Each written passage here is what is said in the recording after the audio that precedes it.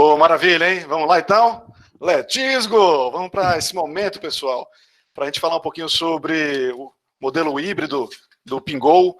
Um grande prazer estar aqui com vocês, junto com o Álvaro Junqueira.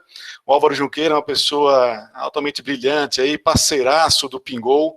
A gente vai estar dividindo aqui a tela, dividindo aqui os conhecimentos, para justamente tentar, né, passar para vocês da melhor forma possível, né, esse modelo híbrido, né. Então, sem mais delongas, vamos já começar. Nosso tempo aqui é curto e temos muito a conversar com vocês, tranquilo? Então, a ideia de hoje é justamente falar sobre isso, né? Gestão híbrida em projetos. A ideia não é entrar no conceito do que é híbrido, né? Do que é preditivo, né? A ideia, na verdade, é apresentar um modelo, já que tem um passo a passo do que seria, então, uma abordagem híbrida de projetos, tranquilo? Então, deixa eu só primeiro me apresentar, coisa rápida, para justamente não demorar tanto, né? A intenção aqui não é apresentar a gente, e sim apresentar o modelo. Então, basicamente, minha formação acadêmica, pessoal, é em computação, né? Basicamente, eu fiz uma graduação em computação, seguido de um mestrado e doutorado, enquanto não tinha filho, né? Enquanto não estava casado, enquanto sobrava tempo. Então, eu segui nesse ritmo de fazer as três coisas juntas. Vim aqui para São Paulo em 2010 e estou trabalhando, né, nesse mundo de projetos na Secretaria da Fazenda. Já participei de várias abordagens, né, seja de liderar projetos de TI, seja participar como membro, seja participar de portfólios de projeto. Já experimentei um projeto que as mudanças eram constantes e estavam se usando a abordagem preditiva, e a gente percebeu, né, que não era a melhor abordagem possível, e a gente, no meio do projeto, a gente transformou ele, né, numa abordagem ágil, seguindo muitas coisas do híbrido, como eu vou falar aqui para vocês. Então, né, além disso, à noite, né, eu estou dando aula, é um momento super prazeroso de aprender muito com os alunos, né, de algumas faculdades aqui de São Paulo. Bom, em relação às certificações, eu não vou me ater a isso, vou passar aqui o slide para justamente falar sobre o meu LinkedIn. Né, embaixo, aqui na tela, no canto inferior direito, você tem, né, basicamente o Igor PS Cabral. É através desse nome que vocês podem me achar no LinkedIn. É um prazer imenso, né, a trocar informações, experiências com vocês, né, no LinkedIn, tranquilo? Então fica aí meu contato, vai ser um prazer, né, ter vocês como né, amigos do LinkedIn. Vou passar então aqui a palavra para o Álvaro, onde o Álvaro vai se apresentar, né? Vamos lá, Álvaro, vou passar aqui para você o slide. Bom, muito boa noite aí, pessoal. Todos me ouvem bem, acredito? Bom, primeiramente agradecer ao Thiago, a equipe do PMI pelo convite. Realmente a comunidade de projetos, eu sempre enxerguei a comunidade como algo em que as pessoas têm que estar interconectadas e estarem relacionando a toda hora, né? Porque não existe um aprendizado centralizado, né? O aprendizado se distribui e a gente está sempre compartilhando. O que a gente vai apresentar hoje aqui, certamente vocês vão ter questões, comentários e tal, que vão nos somar bastante também. Então, muito obrigado, PMI, por essa oportunidade. Também, bem rapidamente, aqui não é o foco, né? Então, mas a minha história também é na área de informática, né? Comecei nessa linha fazendo minha graduação no Rio de Janeiro, e com base nisso, depois, na TI, você pode ir para a área técnica ou você pode ir para a área mais de gestão, né? Acabei gostando mais da parte de gestão, achei muito interessante essa área humana, essa interação. Então, fiz minha especialização mais MBA, mestrado, na área de administração. Tive uma recaída, né? Pessoal de recaídas, assim. E aí, uns 2 anos atrás, eu tive a oportunidade de ir para Nova Zelândia, passei 2 anos lá e retornei agora em janeiro, né? E lá fiz uma imersão nessa área de tecnologia, gestão de projetos, foi machine learning, foi bem divertido, assim, e interessante. E aí, bom, aí nisso, né, o trabalho que eu fazia era relacionado mais à gestão, mas também com essa parte de tecnologia. Na minha experiência, eu gosto muito de empreendedorismo, trabalhei também na área pública muitos anos e já tive minha própria empresa de consultoria, de sistemas, então, mesclando um pouco nessas áreas, na área pública e privada. Lá na Nova Zelândia, tive a oportunidade de trabalhar numa telecom, a maior telecom de lá, e muito interessante montar uma pré-startup nessa área de agile, né, de mundo ágil. Então, enfim, eu me diverti bastante nesse período. E algumas certificações aí relacionadas a essa parte do desenvolvimento nosso profissional nessa área de gestão de projetos e programas. Ok? Então, vamos em frente. Se vocês tiverem interesse, sempre o nosso interesse aí, como eu falei, comunidade de projetos, a gente está se interconectando. Então, fiquem super à vontade. Satisfação imensa é receber o convite de vocês e a gente poder se conectar pelo LinkedIn também. Bom, valeu, Álvaro. De fato, o Álvaro chegou agora da Nova Zelândia, né? Nessa imersão que ele fez, com a cabeça diferente demais, né? Graças a Deus, uma cabeça bem além do nosso tempo. Então está sendo muito bacana trabalhar juntos, né? Vamos lá então, pessoal. Então, primeiro, né, antes de a gente entrar aqui no modelo, né, híbrido, é importante a gente, né, falar um pouquinho sobre o Pingo. O que seria então o Pingo, né? Product Integration Model. Para isso, vou pedir para o Álvaro, né, dar uma comentada sucinta, Álvaro. Legal. Então, pessoal, quando a gente fez essa ideia do Pingo, acho que vale comentar rapidinho um pouco de como é que surgiu isso, né? A gente vem trabalhando nessa área de governo, enfim, vocês sabem que o modelo cascata era muito premente, né? E principalmente nessa área de tecnologia, as coisas não fluíam. A gente sentia que era muito moroso o processo. Eu tive uma experiência pessoal muito interessante na época da Nota Fiscal Paulista, que eu fui o coordenador do projeto, e a gente trabalhou de uma forma diferente, muito mais ágil, a gente está falando aí 2007, 2008. E foi um modelo que funcionou. A gente viu lá que realmente ficou empolgado com essa possibilidade de trabalhar de uma forma diferente. Aí, desse momento, a gente veio trabalhando com o modelo ágil, tive essa oportunidade de ir para a Nova Zelândia para esse período de imersão lá. Quando eu voltei, aí conheci esse meu camarada, Igor, né? E a gente trocou ideia sobre como é que as coisas poderiam ser diferentes, né? Eu tinha dado um curso nessa área também de MBA e que os alunos falavam para mim, professor, muito interessante essa parte ágil, mas como é que eu aplico isso na minha empresa que não tem essa característica de indústria criativa, né? TI, essas coisas todas. Às vezes é construção civil, áreas às vezes de marketing, enfim. Então a gente falou, pô, vamos pesquisar o que existe. A gente pesquisou essa parte híbrida e não achou uma coisa assim que fosse um passo a passo que pudesse aplicar para essas pessoas. Então, disso surgiu a conversa com o Igor, né? O Igor também, na sapiência dele lá, né? Ele desenhou, a gente desenhou junto o que seria um passo a passo de um modelo híbrido. E baseado principalmente na possibilidade das pessoas aplicarem isso na prática, né? Então, a ideia era sempre uma coisa muito prática, muito simples, que as pessoas pudessem entender, quase como um mapa, né? Um fluxo, e que com isso elas conseguissem seguir. Então, isso explica um pouco a figura do nome do Pingo. O Pingo significa product, e a gente até discutiu se seria project, né? Mas produto, por que produto? Porque é um modelo voltado para a entrega de valor, desde o início. Isso é uma coisa que eu vi muito na Nova Zelândia. Tudo entrega de valor. Está entregando valor? Está atendendo que o usuário, em termos de benefício para ele, que ele está sentindo algo que realmente atende ele? Produto tem muito mais, talvez, essa visão de sempre entrega do que talvez uma figura de controle de execução de projeto, que é importante, mas nesse caso, foco na entrega de valor. Integrado, ou seja, que é um modelo que você consegue ir do início ao fim dele, que ele tem as suas etapas, a gente vai ver um pouco sobre isso. Então, um mapa único e um modelo, quer dizer, uma coisa que você pode entender, quer dizer, não é fechado, uma coisa que você tem que aplicar necessariamente, inflexível. Pelo contrário, a gente entende que é um modelo que é algo que você adapta na sua organização. Daí surgiu isso. E o Go, né, como o colega Igor gosta de falar, o Go, né? A gente tem que ter uma coisa fácil que a gente possa aplicar. Essa é a ideia do Go, que você consiga aplicar na prática. Maravilha, Álvaro. Né? Então, a gente, para tornar isso, né, real, a gente primeiro se baseou em alguns valores, né? O primeiro valor que a gente se baseou, pessoal, é o valor da simplicidade.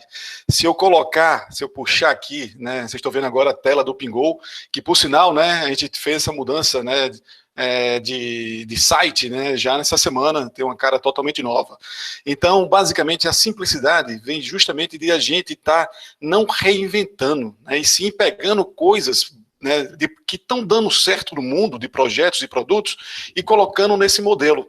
Então, logicamente, que a gente tem muito mais artefatos do que estão colocados no modelo. A ideia da gente, então, foi enxugar e deixar apenas o que é essencial para a gente conseguir fazer boas entregas de projeto. O segundo valor do Pingo é basicamente fail fast, falhar rápido. Vamos falhar? Sim, mas que seja rápido, que seja até mesmo antes do projeto começar, é ou não é? Nada adianta a gente ficar fazendo, né, certo o projeto errado. Então, a gente tem que fazer certo o projeto certo. Então, nesse sentido, né, o que vai acontecer é que no modelo híbrido, assim como no ágil, né, a gente vai ter uma fase ali de concepção justamente para entender melhor a lógica da coisa. Para a gente, quando falar o go, vamos para o projeto, a gente já tem a certeza que aquele projeto é o melhor de todos. O próximo valor, né, do Pingo é justamente a abrangência.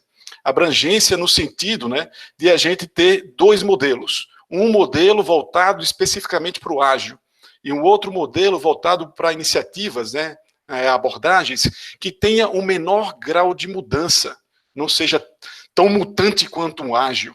Então, a gente está aí falando de dois modelos, por isso que a gente chama isso de abrangente. E, por fim, o quarto valor do Pingo é basicamente a facilidade de uso.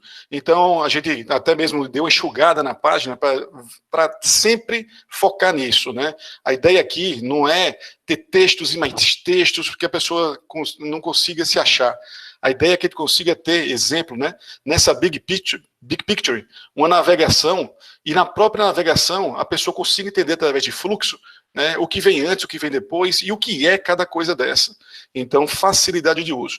E até aproveitando, pessoal, ontem colocamos, focados nisso, na facilidade de uso, ontem colocamos aqui um vídeo aqui em cima, que vai dizer, basicamente, né, em 4 minutos, então, não vai aparecer som para vocês, mas vou só dar uma introdução aqui, o que é o modelo híbrido. Então, aqui há uma navegação em todos os artefatos do modelo. Logicamente que essa apresentação é uma apresentação resumida de 4 minutos, mas quando você clica aqui ou desce a tela, aqui vocês colocam um e-mail de vocês vão receber um vídeo de 17 minutos para falar dos dois modelos, ágil e o híbrido. E qual é a nossa grande intenção em estar colocando vídeo, em estar colocando dicas, em fazer uma navegação mais fácil? Justamente o quê? Facilitar o uso, o entendimento, né, de todo o contexto de projetos. Tudo bem, pessoal? Antes de eu passar para o próximo slide, né, faltou só uma coisinha na abertura da gente. É um spoiler, né? Hoje a gente vai ter, né, momentos sensacionais. E, basicamente, fica até o final, porque a gente vai ter surpresas. A gente vai ter aqui algumas coisas que, se você não ficar até o final, você vai se arrepender, tranquilo? Vá por mim, então fica aí até o final. Bom, passando aqui o slide, pessoal, a gente pergunta, né? Tá bom, está se falando de híbrido, né? Mas híbrido é uma tendência? Né, ou não. Para ser bem breve, né, estou colocando aqui basicamente 4, 5 reportagens que mostram justamente isso. Essa última reportagem aqui do Forbes fala que está se aumentando, né, essa procura por um modelo híbrido de gerenciamento de projetos. Todos os links estão aqui relacionados, né? Se a gente buscar na internet, a gente vai ver mais e mais e mais, né, links relacionados a essa tendência.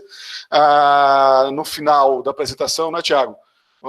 Você que está aí, você vai receber essa apresentação em PDF, e aqui depois vocês podem aprofundar em cada contexto desse. Eu não vou ficar aqui abrindo as telas, porque vai tomar tempo, e vocês podem estar vendo isso após, tranquilo?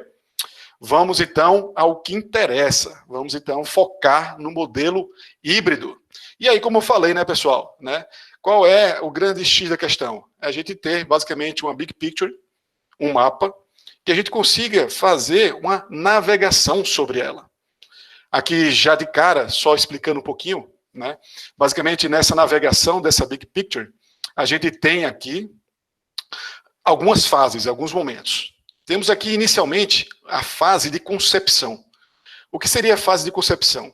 Seria, basicamente, você está na sua empresa, vem alguém, né, com uma ideia possivelmente brilhante, ou até mesmo um problema, né, que ela está passando, e, né, aquilo pode ser um projeto. Então, há uma ideia que pode, uma demanda, né, que pode virar um projeto. A gente precisa, então, né, basicamente, né, conceber melhor essa ideia, e para isso tem vários artefatos que o Álvaro vai estar explicando daqui a pouco. Depois da concepção, a gente entra no amadurecimento. Muitas vezes as pessoas pensam, tá bom, recebemos aqui o goal da organização.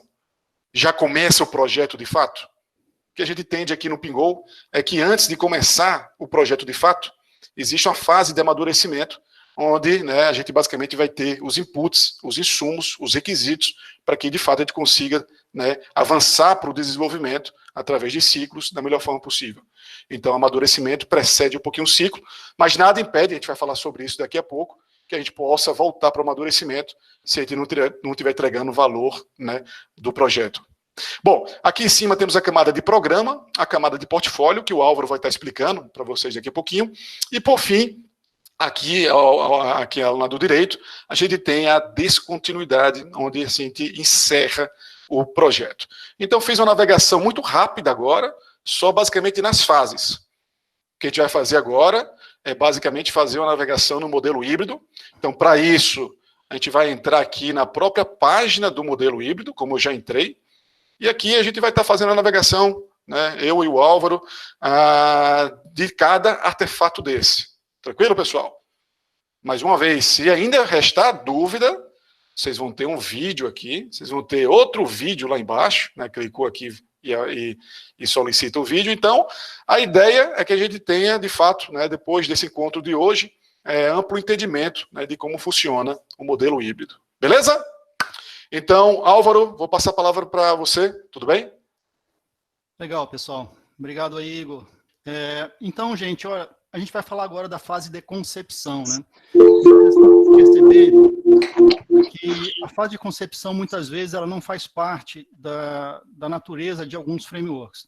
Então, vamos pegar, por exemplo, o Scrum. Você pega no Scrum, você considera que você não foi, você recebeu, na verdade, uma demanda, né, através de um PO, e você vai fazer o processo de desenvolvimento.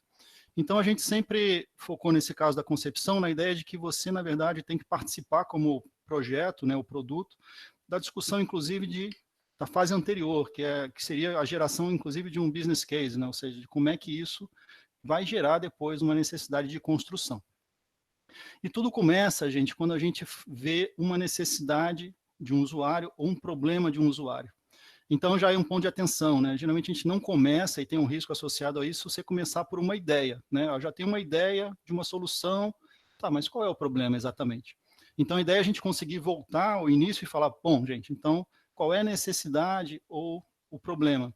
Isso pode surgir de várias maneiras, né? Pode ser o presidente da empresa que recebeu uma ligação de um cliente, por exemplo, pode ser a área de relacionamento da empresa, pode ser, inclusive, o call center, que acumulou uma série de questões e está identificando um problema que está acontecendo. Pois bem, uma vez que acontece isso, a primeira coisa a fazer é a gente conseguir verificar se, de alguma forma, aquele problema ou necessidade está alinhado com os objetivos estratégicos da organização. A organização pode ter objetivos estratégicos estudados de diversas formas. Pode ser um BSC, pode ser na Secretaria da Fazenda é feito um planejamento estratégico situacional. Tem vários métodos, e não importa. Importa que você vai ter, a partir desses métodos, objetivos estratégicos da organização. Então, se a organização está querendo ir para o lado A, né, e você tem um problema que quer levar lá para o lado B, então isso não vai fazer muito sentido. Mas, se as duas estão convergentes, então significa que vale a pena a gente avançar no detalhamento desse problema.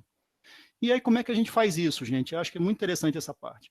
Porque a gente está associando essas técnicas que são amplamente conhecidas como de sucesso, né? Design Thinking, Design Sprint, a gente vai falar, mas técnicas de identificação e aprofundamento do problema e de divergência e de ideias, né? Geração de ideias, a gente chama de processo de ideação. A primeira que a gente utiliza, a partir, então, de um problema identificado ou uma necessidade, é o Design Thinking.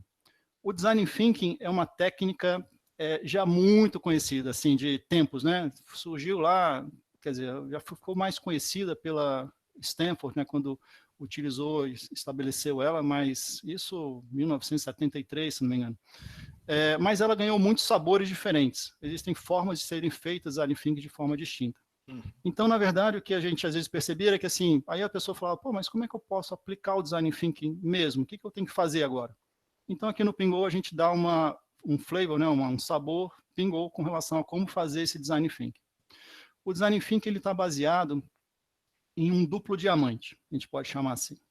No primeiro diamante, existe um processo de divergência, em que você vai tentar identificar o problema, enfim, as características desse problema, o que está gerando aquele problema, e depois você vai convergir na característica de um problema principal, uma causa raiz que você vai atacar. Depois você vai no segundo diamante, nesse processo de abertura novamente, você vai discutir ideias, fazer um brainstorm mesmo, fazer um brainstorm de ideias. Vai surgir muitas ideias aí, mas eu posso atacar todas? Difícil, né? Então você vai ter que fazer um processo de convergência e chegar naquela ideia, ou ideias, né, que formam uma solução que faça sentido para você, para o seu time, né? Então, como é que a gente propõe isso aqui no Pingou, né? Então, você tem uma necessidade ou problema e a gente propõe o uso de 3 canvas para isso. O primeiro canvas é um canvas de causas. Então, a gente está naquela primeira fase do diamante, né? No primeiro diamante, discutindo o detalhamento de um problema específico. Então, a gente pode ver aqui nesse Canvas que no lado esquerdo dele, a gente tem a identificação do nosso usuário, que pode ser uma persona, né, ou pode ser o próprio grupo de usuário, um grupo de clientes. Então, eu vou identificar quem está sofrendo aquele problema. Se eu estou numa escola, por exemplo, pode eventualmente ser um aluno. Então, tem um grupo ali, alunos, por exemplo. Então, qual é o problema que ele tem? Então, nesse caso, eu posso descrever. Então, eu, como aluno, aí eu tenho um problema específico, que eu vou indicar lá. Como é que esse problema me afeta? Então, se eu tenho um problema, por exemplo, que eu não tenho conseguido ser atento às aulas, como é que isso me afeta? Eu tenho notas baixas. E como é que seria sem esse problema?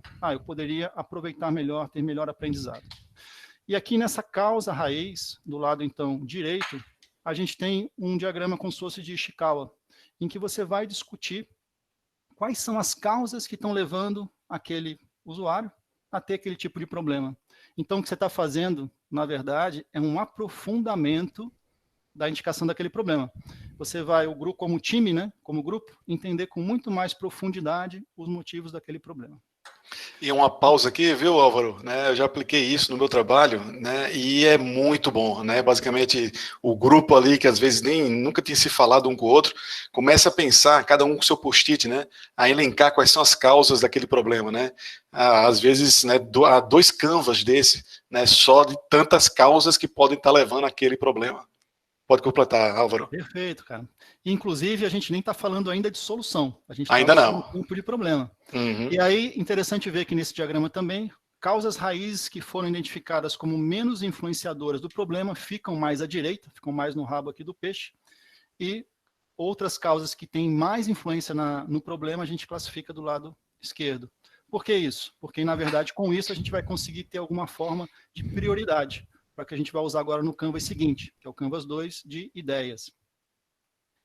Esse Canvas de ideias, basicamente você vai trazer para o centro dele algumas ideias, o problema, né, desculpa, e causas raiz, e o grupo vai discutir, falando, bom, quais são ideias que poderiam solucionar esse problema ou causa raiz. Então aqui vai surgindo coisas das mais diversas e tal, e a ideia é capturar isso mesmo. Ao final de um workshop que você te fizer sobre isso, você possivelmente vai estar esse Canvas cheio, né, de post-its e tal. Todo iluminado, todo iluminado. Todo iluminado. Vai ser uma alegria.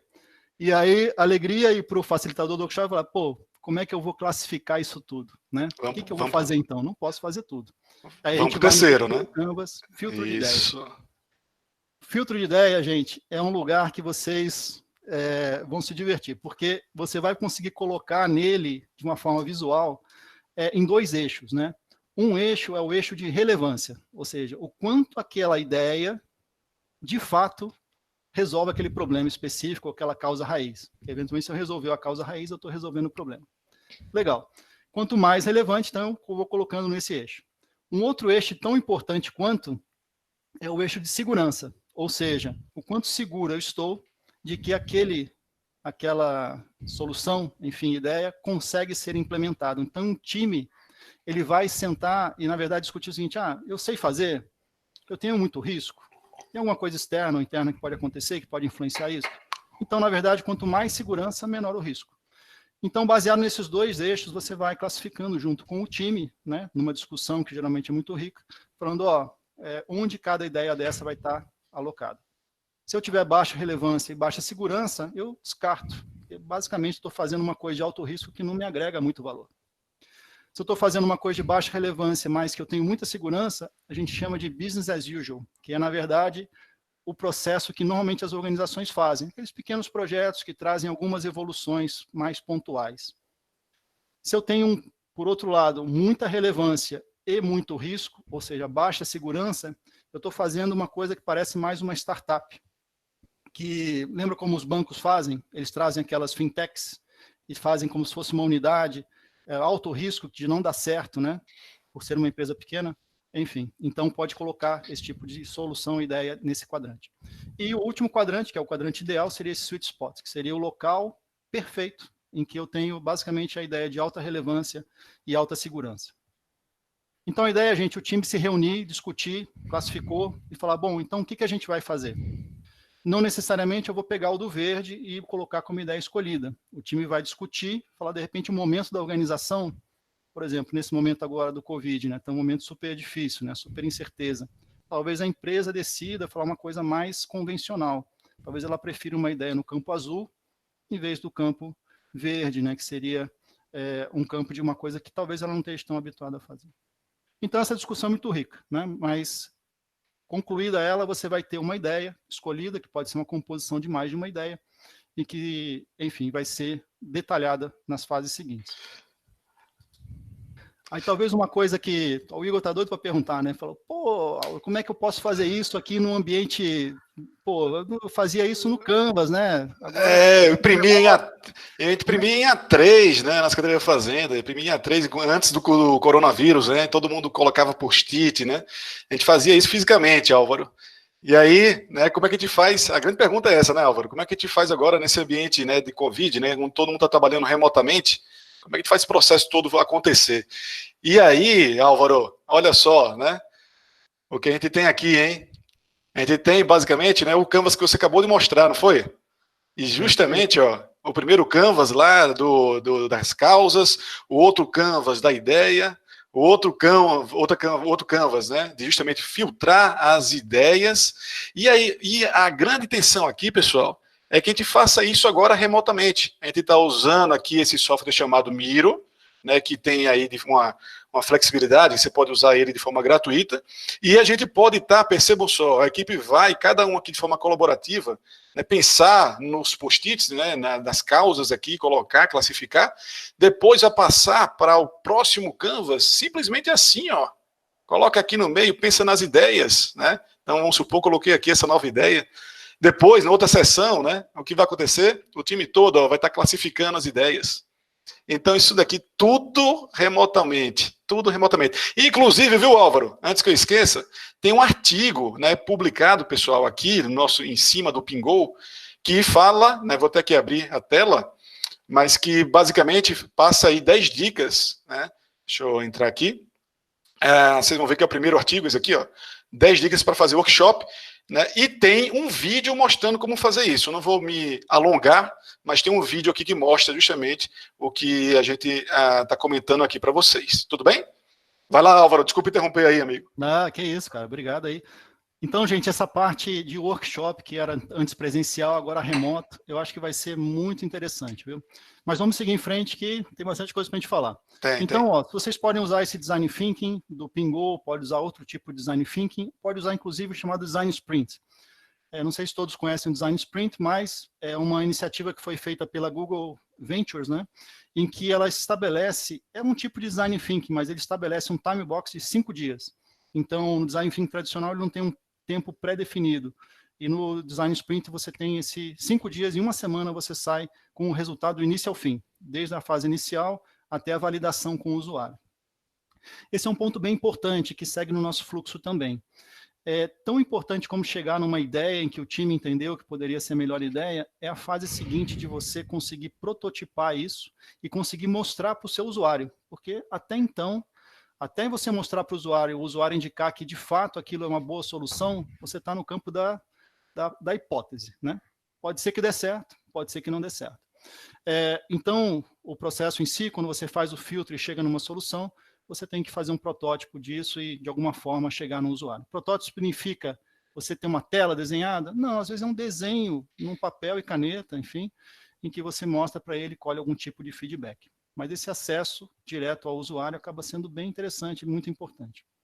Legal? Feito isso, talvez algumas ideias sobrem nesse canvas de filtro de ideias que a gente falou. Então, a gente acaba colocando isso no chamado parking lot. Parking lot é como se fosse um estacionamento. Você coloca aquelas ideias que não foram utilizadas naquele momento, mas que você pode voltar no futuro para poder reutilizá-las. Então, o grupo já discutiu algumas coisas, você não vai rediscutir novamente, você vai pegar aquela ideia que já foi discutida e trazê-la do parking lot para os seus canvas. Legal, gente. Então, chegamos aqui nesse momento, temos uma solução, né, uma ideia que vai ser trabalhada. Pô, e aí? E aí, vamos lá no nosso mapa. A gente vai ter que fazer um detalhamento maior dessa ideia para a gente realmente ter substância, assim, de conseguir entender como é que ela poderia funcionar. Aqui a gente dá 2 opções, mas na verdade existem várias. Vocês podem ter se você tiver, por exemplo, uma iniciativa, né, uma ideia, que tem uma cara de um projeto, então vamos pensar assim, você está fazendo alguma iniciativa, por exemplo, que é interna da sua organização, né? Ela trabalha de um foco junto aos colaboradores, à sua organização. Tem uma cara de projeto. Então, a gente montou um Canvas chamado um Project Value Canvas para você poder trabalhar esse detalhamento. A diferença do Project Value Canvas, talvez para alguns Canvas de projetos mais tradicionais, é que ele tem um aspecto de identificação da proposta única de valor. Essa proposta única de valor é aquilo que a sua iniciativa, projeto, vai estar entregando e que é de valor para o usuário, quer dizer, o benefício que ele vai poder se apropriar. E você vai mensurar isso em métricas, vai ter que ter uns objetivos, e isso depois vai fazer a conexão quando a gente for falar de programa e portfólio, porque vai ser tudo mensurado em termos de valor para o usuário e organização. Legal. Outra possibilidade é você não usar o Project Value Canvas, porque você tem como se fosse, lembra da fintech que eu comentei? Você tem algo como uma startup, ou você está montando um produto que ele, na verdade, tem um mercado, você vai competir com outros concorrentes e coisas do tipo. Então, ele tem uma cara de um produto tipo uma startup, uma unidade independente de negócio, tem receita, despesa, etc. Então, nesse caso aí, você pode usar a Lean Canvas. O Lean Canvas, é como foi falado, a gente não está reinventando a roda, né? O Lean Canvas a gente trouxe de uma chamada, foi criado num livro chamado Lean Startup, e ele foi moldado a partir de um Canvas existente, né? do Business Canvas. Então, nesse caso aqui, a gente está lidando, por exemplo, com alternativas existentes, também proposta única de valor, mas qual é a minha barreira de entrada, como é que eu me protejo dos outros, como é que eu me posiciono com relação aos meus clientes, nos canais de comunicação. Então, tem uma outra característica e outros pontos de discussão que, ao cabo, gente, na verdade, o objetivo disso é que o time consiga detalhar melhor a solução. Conseguir detalhar melhor a solução, beleza, tem muito mais informação do que eu tinha antes, simplesmente com aquela ideia. Então, esse é o objetivo. Posso usar, inclusive, outros Canvas, se a sua organização já tem Canvas, já está acostumado a usar, beleza, você vai ali e vai incluindo sem problema nenhum. E importante, viu, Álvaro, falar, é que esse processo todo que ele está dizendo aqui na concepção não dura 1 mês, 2 meses, 3 meses, não. Né? Até a gente dá uma indicação aqui embaixo, ó, isso daqui é coisa relativamente rápida, 1 a 2 semanas. Né? Perfeito. Então, gente, feito isso, você vai ter bastante informação, vai ter muita coisa.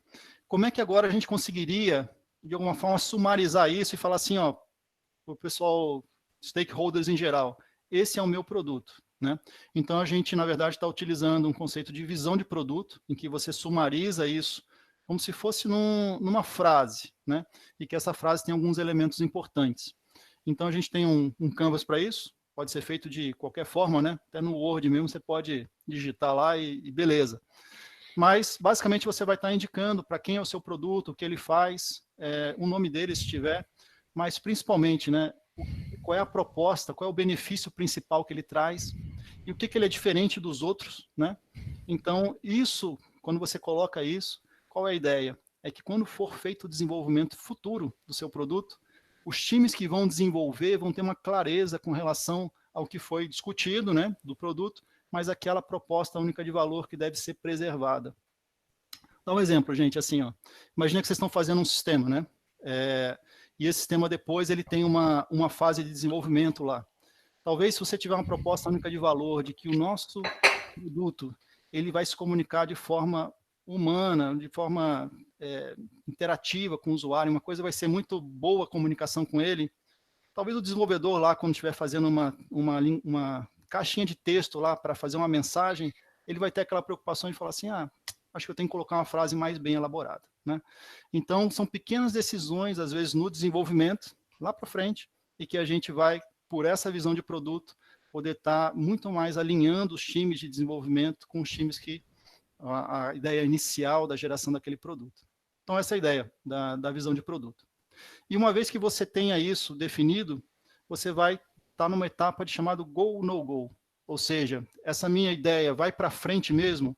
Lembrando que até então aqui eu usei muito pouco recurso. A gente vai falar um pouquinho dos times que participaram dessa fase, mas eu não gastei muita coisa. Gastei, né, um pouco, mas eu vou gastar muito mais agora. Na próxima etapa de amadurecimento, eu vou mobilizar times, vou mobilizar as equipes.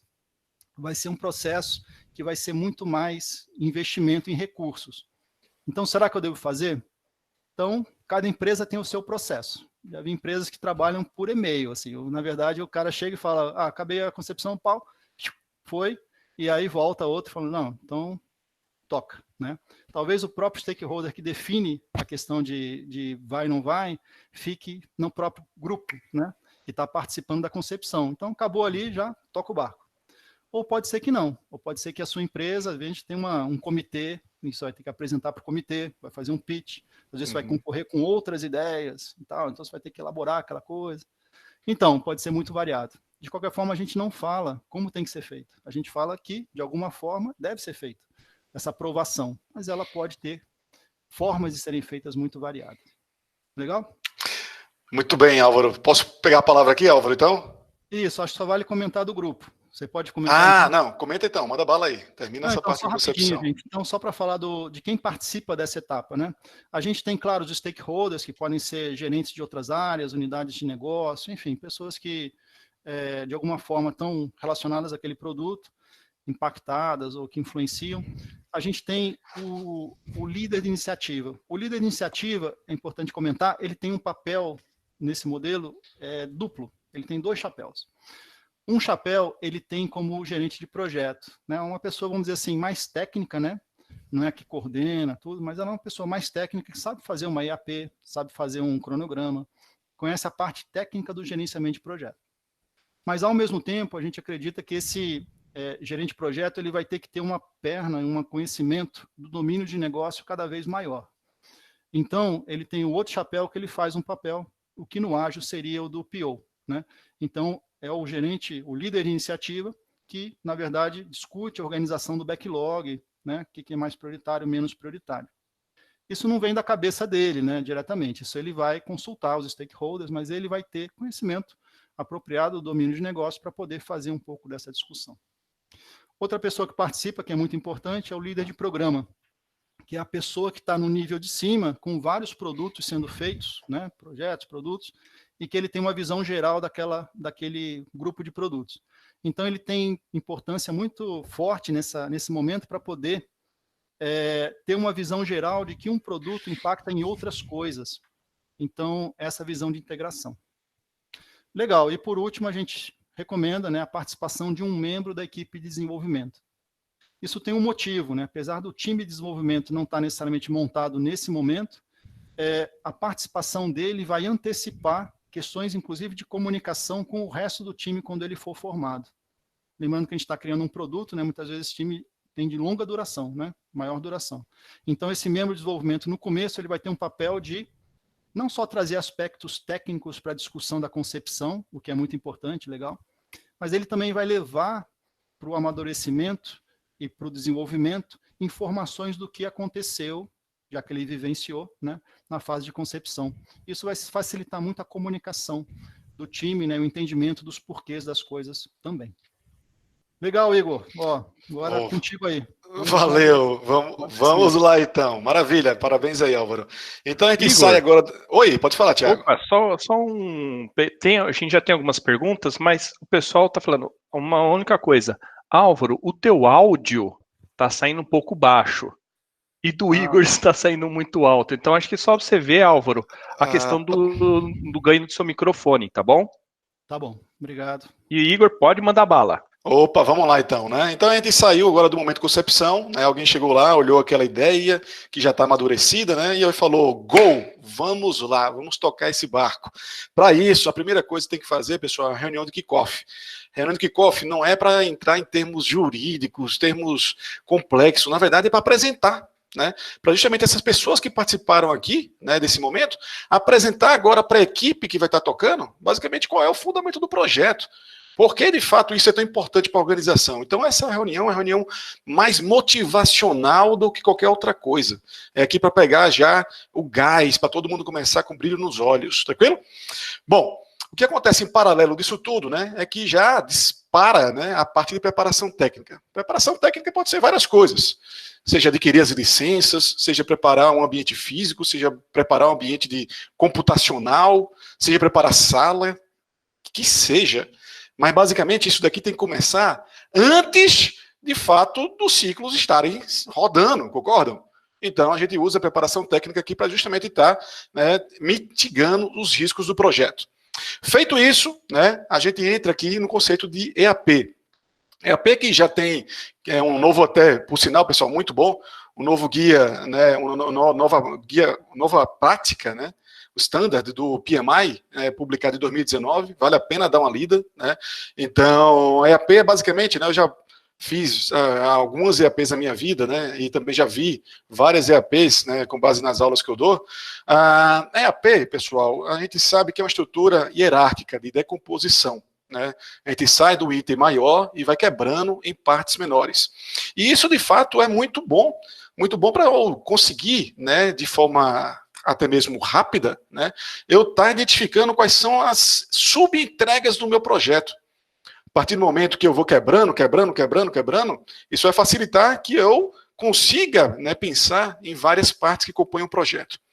Mas atenção, né, quando a gente monta EAP, né, a gente não está tão focado em valor da entrega.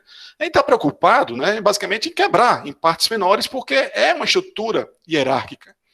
O que está sendo colocado aqui no Pingou é que, após EAP, a gente entra aqui no backlog do produto. Backlog do produto, isso aqui é mais um conceito do que até mesmo um artefato, né? O conceito aqui é, tá bom, você tem aí o conjunto de entregas, né, de forma hierárquica. Mas, cara, o que é que de fato agrega valor? O que é mais prioritário? Quem conhece o mundo ágil, né, quem conhece Scrum, XP, essas coisas, sabe que o backlog do produto é algo fundamental. Né, onde lá em cima tem as coisas que são mais prioritárias, que agregam mais valor, lá embaixo as coisas que são menos prioritárias. E justamente o que está lá em cima é o que tem em mais nível de detalhe, porque já é tão importante que possivelmente vai começar nas próximas iterações, nas próximas sprints. Então aqui, pessoal, entenda como um conceito. Eu pego a EAP e eu transformo ela em uma estrutura voltada para valor, tranquilo? A gente, antes de montar o cronograma, né, normalmente a gente precisa de mais especificações. Então aqui está a especificação técnica de alto nível. Alto nível não é detalhada, né? Alto nível é mais genérica, para a gente estar ciente do que a gente está fazendo. O cronograma detalhado, muitas pessoas perguntam, né? Professor, né, Igor, desculpa, cronograma detalhado é eu entrar no mínimo nível de detalhe, no maior nível de detalhe, eu pegar cada atividade ali e colocar que isso aqui vai ser feito em um dia. Num projeto que demora 1 ano e meio? Não, não. O cronograma detalhado aqui segue basicamente o conceito DEEP, que é do backlog do produto. Então, desse DEEP, do backlog do produto, o primeiro D é de detalhado. Então, o que seria esse detalhado? Seria, você vai montar o cronograma, né? Basicamente, inicialmente, ali nos primeiros ciclos, já no nível de detalhe suficiente que você consiga evoluir. Mas aquilo que vai acontecer lá na frente, lá depois, que está lá embaixo no backlog do produto, que está pouco priorizado, deixa mais em alto nível. Então, o detalhe é pouco, tranquilo? O detalhado vai nesse sentido, né? Vai nesse sentido. E é basicamente o conceito que está no PMBOK, como ondas, né, elaboração em ondas sucessivas. Então eu vou elaborando e vou entrando em detalhe a partir do momento que está chegando mais próximo daquilo. Do cronograma detalhado, eu gero basicamente uma timeline, né, um roadmap, basicamente para colocar aí na linha do tempo as coisas que vão estar acontecendo, para ter uma ideia, né? Isso aqui também não é chumbado, hein, pessoal? Não é o que está colocado no cronograma que vai ser seguido à risca. Entendam que a gente não está no momento preditivo. A gente não está na abordagem preditiva. A gente está na abordagem entre a preditiva e a ágil, que é chamada híbrida, tranquilo? Então, as coisas estão colocadas aqui, mas a gente sabe que vai ter mudança. A gente sabe que vai ter mudança, porque a gente não está no ambiente preditivo. E mais, é importante a organização saber, tá bom, quando é que as coisas importantes, quando é que os milestones, os marcos vão acontecer? O roadmap vai passar isso. Além disso, né, o orçamento, né, pelo menos em alto nível, para a gente saber como é que os gastos estão acontecendo, vai também ser extraído do cronograma detalhado. Para isso, né, temos canvas complementares. Eu não vou entrar em detalhes aqui, mas depois, né, vocês entrem aqui em canvas complementares. É muito importante, pessoal, porque aqui a gente vai falar sobre risco. Então, a gente vai ter 3 canvas que tratam desse assunto. 2 para a gente identificar risco. Então, a gente usa premissa e restrição para identificar risco, usa análise SWOT para identificar risco. E, por fim, para a gente conseguir, né, fazer análise qualitativa, né, de prioridade de impacto, a gente vai usar um terceiro canvas que ficou bem legal, bem interessante, né? Depois dá uma olhada, ficou show de bola esses 3 canvas. Bom, então perceba que eu já tenho um amadurecimento. Tenho ou não tenho? Lógico. Saí da concepção, entrei aqui na parte do escopo, cronograma e orçamento, eu já tenho, né, o projeto amadurecido. Agora eu vou fazer o quê? Vou entrar na parte de ciclo, que se assemelha com o conceito de sprint, tranquilo? Então, na parte de ciclo, eu defino, basicamente, no meu cronograma, né, os time boxes dos meus ciclos, e para o primeiro ciclo, isso vai se repetir, o que eu vou ter que fazer? Eu vou ter que fazer 5 coisinhas, 5 etapas. A primeira etapa é entrar aqui no planejamento. É basicamente, né, ver que daquela time box, vamos supor, de um mês, o que a gente precisa agora é entrar em mais detalhes. O que a gente vai, de fato, fazer nesse um mês? Aí eu entro em detalhes. Feito isso, aí sim, agora eu especifico mais detalhadamente o que vai acontecer daqui a uma semana, daqui a 2 semanas, porque a gente já se comprometeu a fazer as entregas naquela time box. Com isso, eu tenho um backlog do ciclo, onde tem um movimento, é um Kanban. Então, quem conhece o mundo ágil sabe a importância de usar um Kanban, onde eu tenho transparência, onde eu tenho um sistema puxado. Basicamente, as pessoas puxam no Kanban as atividades. Então, é um negócio que favorece muito, né, todo o dinamismo do projeto. Então, especificação detalhada, seguida por uma construção e teste. Então, as duas coisas juntas. A gente não está dizendo, vamos construir, depois de um mês vamos testar. Aqui é construção e teste acontecendo simultaneamente. Por fim, o que a gente tem no Scrum, a chamada revisão, a gente chama aqui de avaliação de valor. A avaliação de valor é basicamente o momento onde a gente tem isso daqui, ó.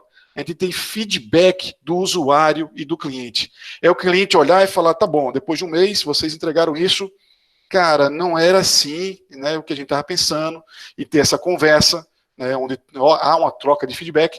E nessa conversa, percebam, que a gente pode até fazer uma volta para o amadurecimento, e aí a gente redefine algumas coisas que a gente pensou, seja de cronograma, seja de AP, ou se o negócio for tão fora do contexto, a gente volta aqui para a concepção. Né? Então, vocês estão vendo que essa setinha vem até a concepção. Mas por que a gente vai voltar até a concepção? Se a gente já gastou aqui uma semana, vamos supor, e estou já aqui na 3ª semana. Por que a gente vai voltar, Igor? Aí eu falo o quê? Qual é o pilar, um dos pilares, né? Qual é um dos valores do Pingo, né? Que eu falei para vocês. É o quê? Fail fast. Então, se tem alguma coisa que não está entregando valor, que a gente está vendo que iremos falhar, vamos falhar rápido. Vamos dar um cavalo de pau, né, para tentar, né, ver com as seus stakeholders o que de fato agregaria valor. Então a gente voltaria, seja para o amadurecimento, seja para a concepção.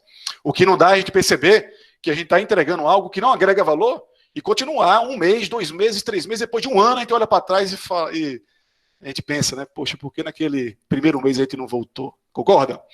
Bom, feito isso, você pode estar pensando, mas Igor, lá no Scrum, a gente também tem aquele momento de retrospectiva, onde toda a equipe, né, faz um processo de melhoria contínua, né, vê o que foi errado, o que foi certo. Vocês têm, no Pingo também tem esse momento? Tem aqui a chamada retrospectiva. Então, essa foi uma visão rápida aqui do amadurecimento e do ciclo. Vou passar então agora para o Álvaro, para ele falar um pouquinho sobre programa e portfólio. Vai lá, Álvaro. Legal, gente. Igor, obrigado aí. Pessoal, meu microfone agora está melhor. Tiago, você consegue me dar um... Para mim está super bem. Sim, melhorou. Ok. Se ficar ruim, por favor, pessoal, bota no chat aí, a gente tenta fazer diferente. Legal, gente. Então, Igor, o Tiago, você comentou também que talvez gostasse de fazer algumas perguntas durante a explanação? Vamos lá. Tem, assim, algumas perguntas...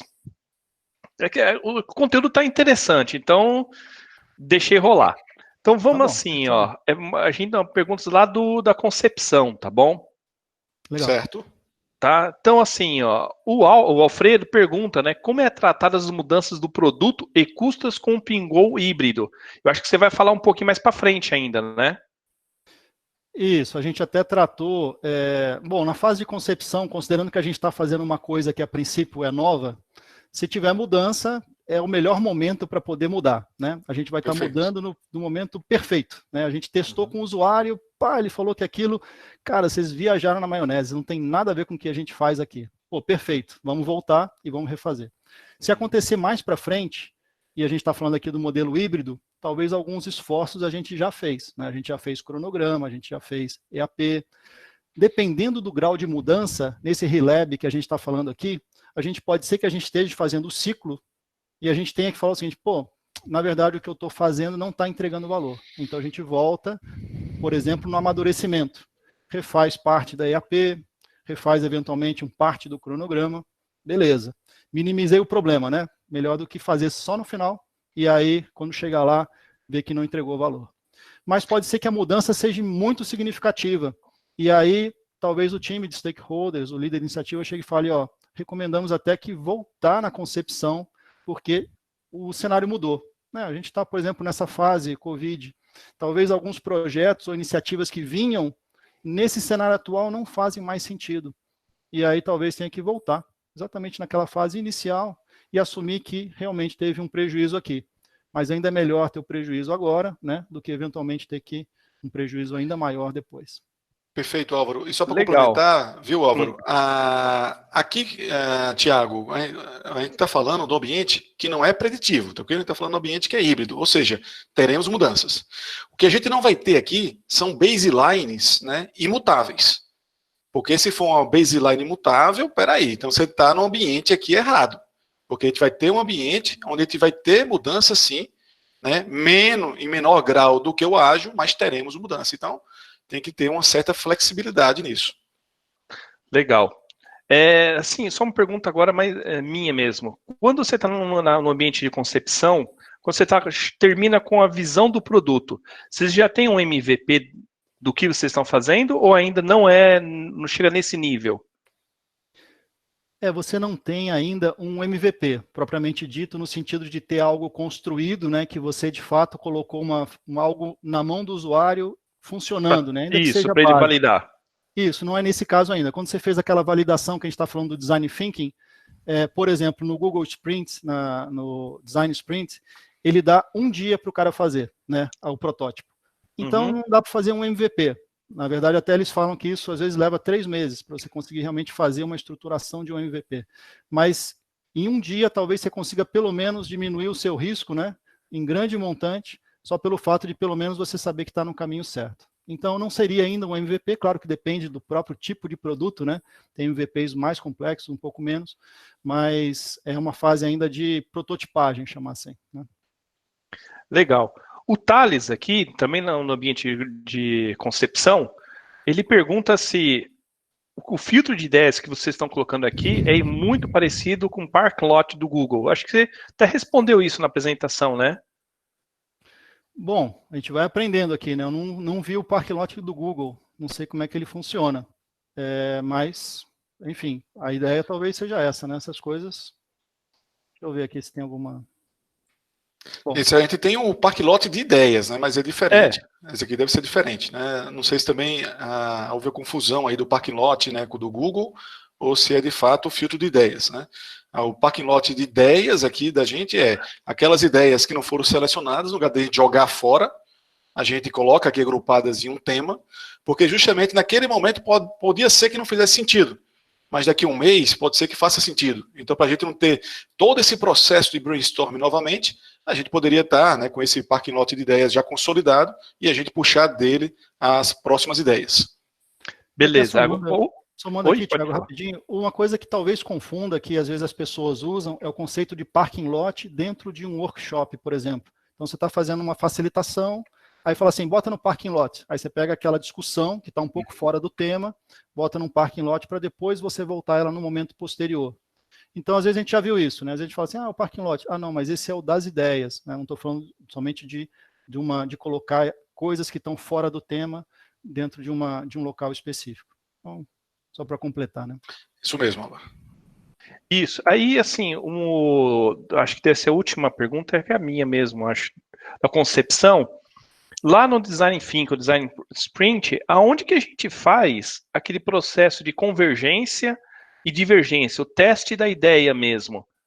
Perfeito. É naquela espinha de peixe do Ishikawa ou... Vou colocar aqui o Miro, aqui. Isso. Então, assim, Thiago, legal, cara, muito bacana.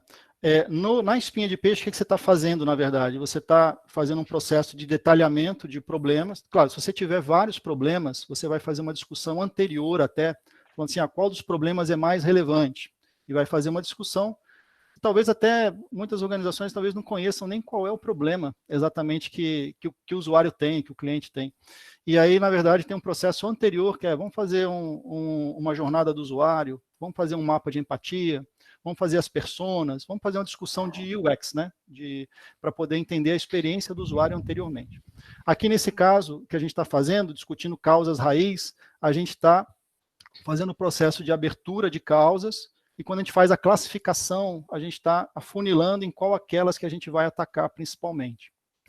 Quando a gente vai para o segundo canvas, que seria de brainstorm, a gente está de novo abrindo no diamante, falando, vamos divergir e falar assim, quais são as potenciais ideias para atender isso.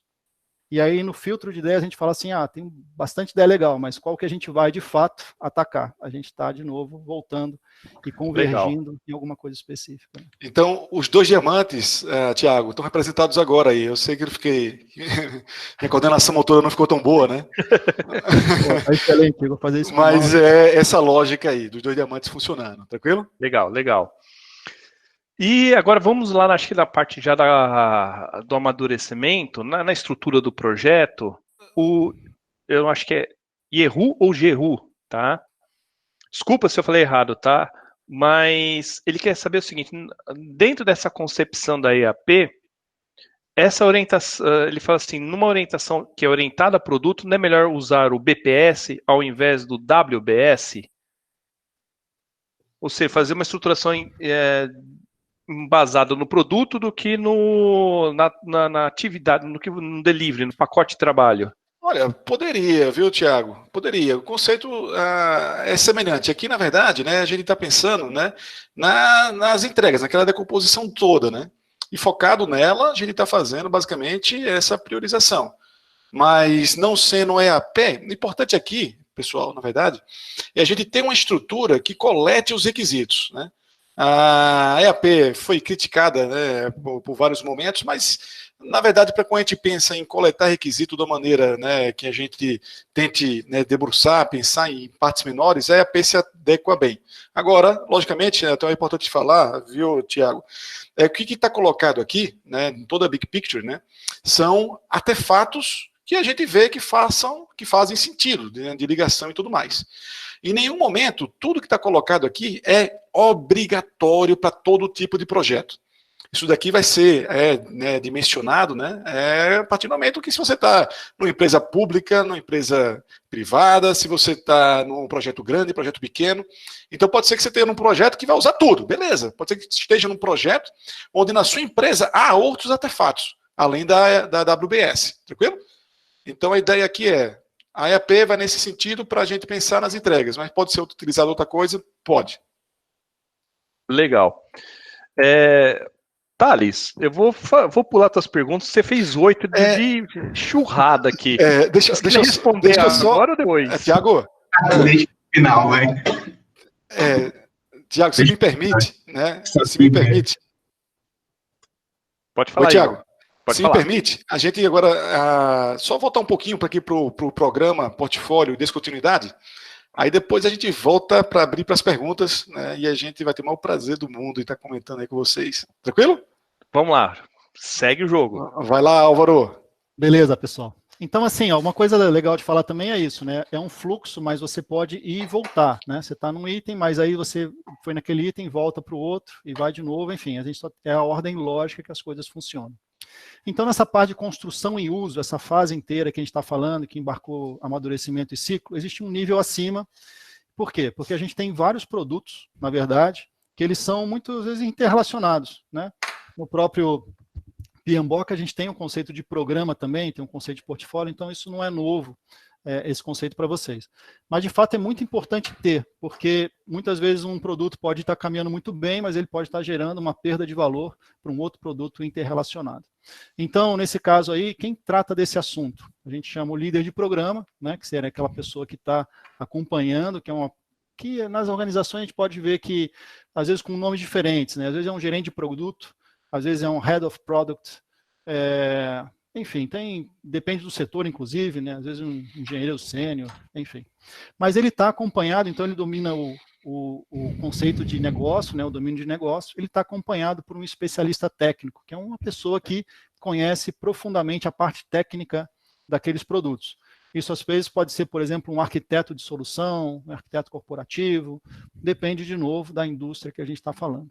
Mas ele vai estar suportado por 2 principais artefatos.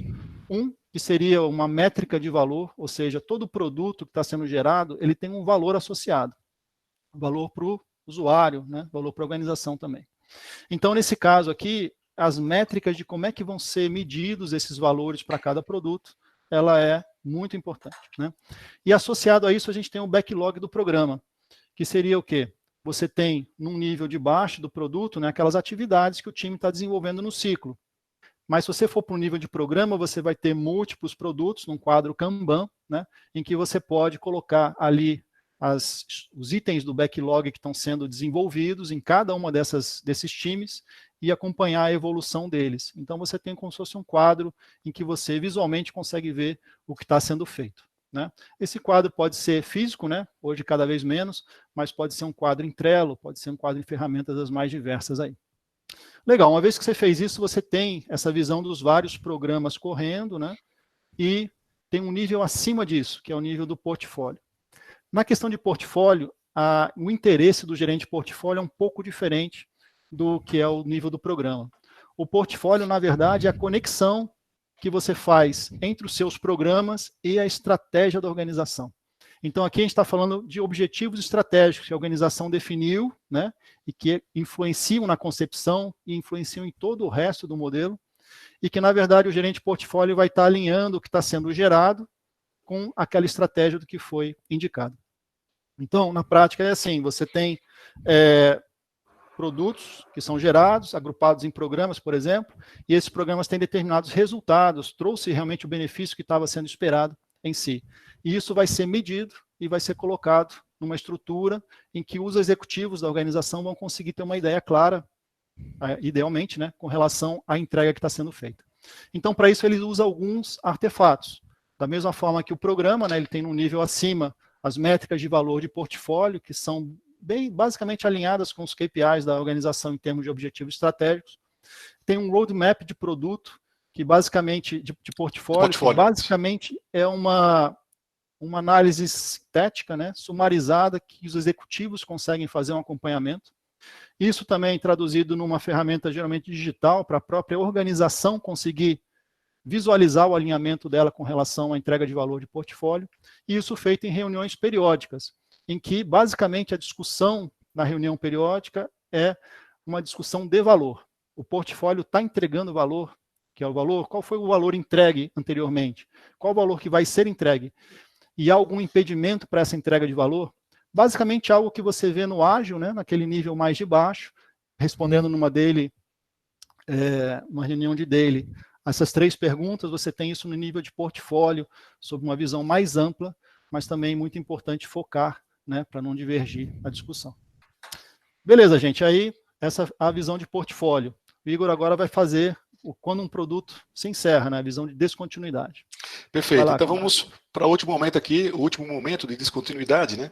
Basicamente, quem aqui já não passou por um projeto, né, onde basicamente alguém puxou a tomada, aquele projeto foi cancelado e não houve nenhuma transição adequada. Ou até mesmo um projeto foi concluído com sucesso, entregou tudo, maravilha, mas que basicamente, né, os usuários finais não foram devidamente comunicados. Quem já passou por esse sofrimento? Eu já passei várias vezes, né? Então, pensando nisso, né, o que a gente colocou aqui, o que está colocado no Pingou, é você ter um momento, né, de transição, né, onde, exemplo, no Canvas de descontinuidade, né, você vai abordar aspectos para justamente, né, não puxar a tomada e ponto final. Basicamente aqui a gente vai estar, né, usando esse Canvas para pensar quem são os impactados, né, com esse encerramento, com esse término do projeto, seja usuário, seja cliente, seja colaborador. Então aqui são colocados os post-its, e basicamente quais são os impactos, quais são as ações que a gente gera valor, né, para diante desses impactos, o que fizemos bem nesse produto e o que poderíamos fazer diferente. Então aqui há um momento final dessa grande retrospectiva, né, do que aconteceu no projeto. E logicamente essas ações que ficaram colocadas aqui, né, elencadas aqui, a gente vai estar aqui embaixo, né, tá puxando esses post-its para colocar como se fosse numa timeline, né, no roadmap, quando é que a gente vai estar fazendo essas ações acontecerem, tranquilo? Então, isso daqui é um artefato que é utilizado no Pingou para justamente ter uma transição melhor possível. Logicamente, como falei, né, muitas vezes tem um projeto, mas não é comunicado, né?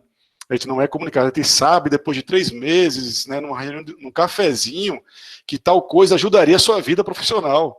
Mas você pensa, né, poxa, por que ninguém me avisou, né? Então, aqui a comunicação vai nesse sentido. Né, se for basicamente em um órgão público, né, se vai ter alguma comunicação na intranet, vai estar publicado isso em algum diário oficial. Se for na empresa privada, né, se vai estar colocado isso, sei lá, no elevador, dizendo, olha, né, tal produto foi entregue, né, vamos usá-lo e assim por diante. Mas que, enfim, o que precisa ter muito cuidado, pessoal, isso a gente, né, destaca aqui, é a comunicação. A gente sabe que a comunicação é um grande problema no projeto, porque por isso que a gente coloca, né, comunicação aqui como importante em cada release, né, em cada entrega dessa, cada fim de ciclo, mas também ao final do projeto. Por fim, então, as coisas vêm seguindo esse fluxo, como a gente já colocou aqui para todos que estão aqui presentes.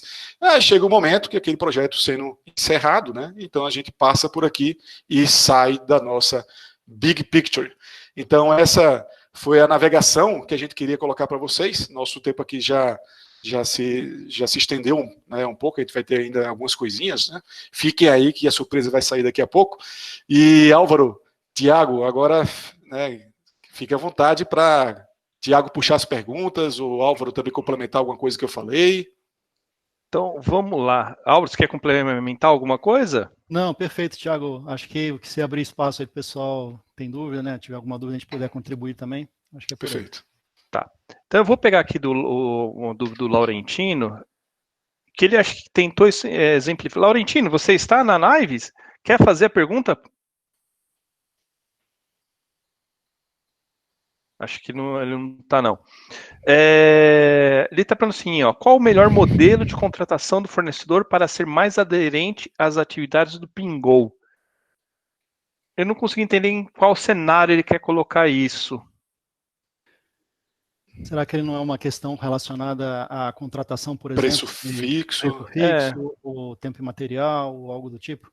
Bom, vamos deixar isso mais para frente. Qualquer coisa ele dá um toque aqui e envolve, tá?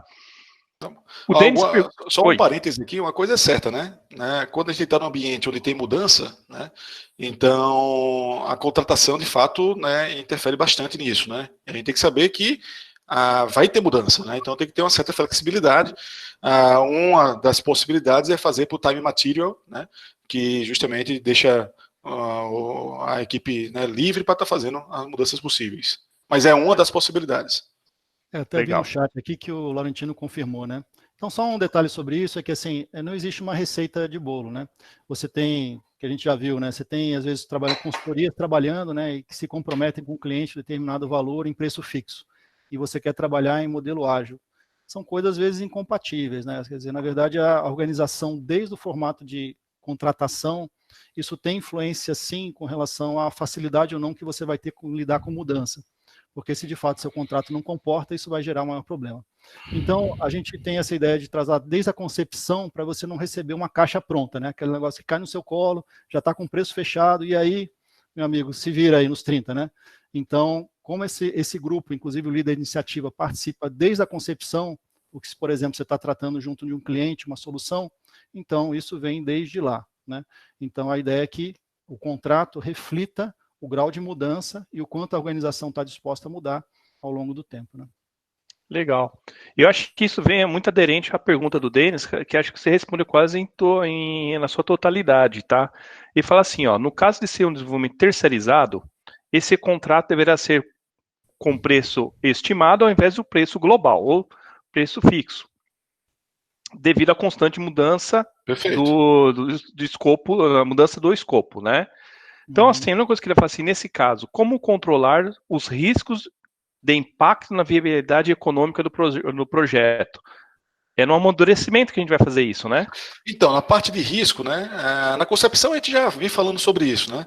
Mas no amadurecimento, aí eu entro aqui nesses canvas complementares, né, Tiago, para justamente tratar desse assunto específico que é a parte de risco. Então, aqui, complementares, no Pingou tem 3, mas logicamente as empresas podem ter outros canvas que complementem esse assunto. Mas basicamente a gente tem um canvas onde a gente identifica quais são as premissas, quais são as restrições, e essas premissas, essas restrições podem estar relacionadas sim a essa parte de contratação, que é o tema, né, da pergunta, tranquilo? Então, feito isso, a gente identifica, né, com base nas premissas, porque toda premissa é uma fonte de risco, porque é uma incerteza, identifica vários itens desses. No próximo canvas, que é a análise SWOT, é um momento para a gente identificar mais riscos ainda, sejam riscos positivos, sejam riscos negativos. E aí vem aquela ideia, né? Tá bom, mas o que a gente faz com tanto risco que foi identificado, né? Então, a ideia é a gente passar para o nosso terceiro canvas, que a gente pode estar fazendo usando o Miro, né, fazendo toda essa navegação, usando a ferramenta digital, onde a gente consiga, né, pegar aquele risco, né, e colocar de acordo com a sua probabilidade e com o seu impacto. Se um risco tem alta probabilidade e tem baixo impacto, então alta probabilidade, baixo impacto, possivelmente o post-it vai estar aqui. Pode estar aqui também, e aqui é baixa probabilidade, baixo impacto, ou pode estar aqui. Então perceba que aqui nesse canvas, né, a gente classifica aqui em cima os riscos positivos, aqui embaixo os riscos negativos, e nessa visão, isso é a ideia do canvas, né? É um momento colaborativo, de brainstorm, visual. E nesse canvas, se a gente olhar esse risco, a gente não vai, né, aceitar. A gente não vai aceitar. Basicamente, a gente vai ou escalar, transferir, mitigar, eliminar, mas aceitar não. Já esse daqui é um forte candidato para a gente estar aceitando se o esforço for tão grande. Então, em relação à pergunta, Tiago, de quando a gente faz a parte de risco, logicamente que é em todo o projeto, né? Mas aqui a gente já pensa que, tá bom, antes de entrar já no ciclo, né, mover toda a equipe para desenvolver, será que a gente não consegue aqui estar mitigando, né, tá transferindo, eliminando, ou um risco que está na nossa cara, está muito evidente? Então a gente usa esse canvas para isso. Legal. Esses canvas, né? Na verdade. E assim, todos esses canvas, a ferramenta em si, ela ajuda muito também no histórico e na documentação, né? Isso, perfeito, perfeito. E acho que um dos problemas do ágil é que a gente se atém muito na operação e esquece um pouco da documentação depois. Perfeito, perfeito. E essa ferramenta Miro, né, que é gratuita, né, tem um modo pago e tem modo gratuito. Ele salva, fica o histórico, tudo mais, salva o PDF e tal. Então fica isso também documentado através da própria ferramenta. Legal. E, bom, deixa eu ver aqui, tem uma outra... Agora a gente está indo agora já para a fase de encerramento, tá? Tudo bem. O Marcel lhe pergunta como é tratado o prazo para a conclusão do projeto. Porque ele sempre fala assim, que isso é notório. Sempre há uma expectativa do patrocinador em conhecer a data final do projeto. Ou seja, ele quer saber prazo e a data final, né, o tempo. Uhum. E também ele quer saber como que aí é tratado o custo. Uhum. Tá bom. Acho que eu posso responder, Álvaro, essa. Se você quiser também me ajudar, complementar, fica à vontade, tranquilo? Mas em relação a prazo-custo, eu vou dar uma explicação que vale para as duas coisas, né? Então, basicamente, não existe uma fórmula mágica, né? A gente está diante de um projeto e, por a própria natureza do projeto, ele é temporário e não é repetitivo, né? Então, a gente está começando um projeto agora para o futuro.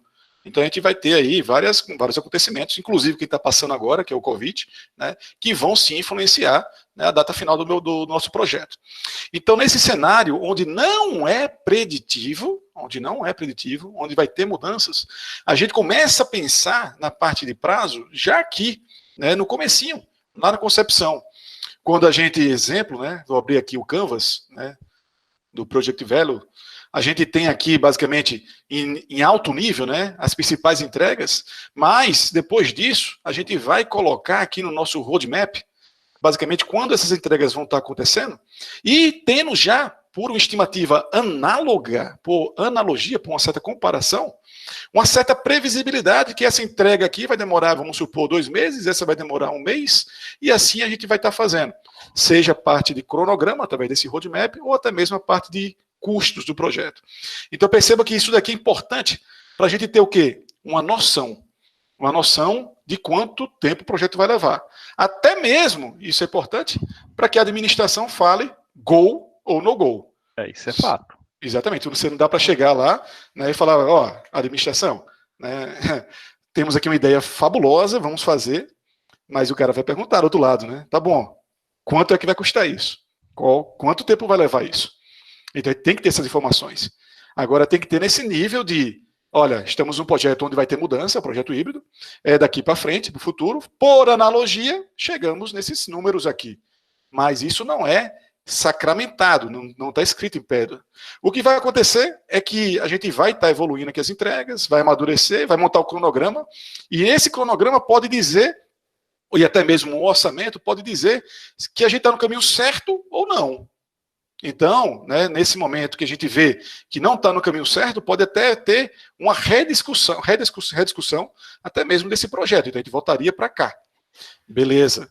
Seguindo no ciclo, onde a gente começa a entrar em cada ciclo e entrar mais em detalhe, isso daqui vai ser fundamental para a gente conhecer o quê? A nossa velocidade. Para que a gente saiba, basicamente, qual é o nosso ritmo. Se a gente faz um ciclo de 1 mês, e em cada mês a gente vai entregando naquela velocidade, fica muito mais fácil, ao longo de 6 meses, a gente ajustar os pontos. E aquele prazo, vamos supor que era para o final do ano, a gente perceber que para esse ano não dá mais. Né, que não dá mais. E aí volta para uma rediscussão sobre aquilo. Tranquilo? Então, a ideia aqui é, como não é preditivo, a gente está no modelo onde tem mudança, seja o orçamento, seja o cronograma, essas baselines não são imutáveis. A gente vai evoluindo desde a concepção, mas vai ajustando em cada momento do andamento do projeto. Álvaro, se quiser complementar? Não, perfeito, cara.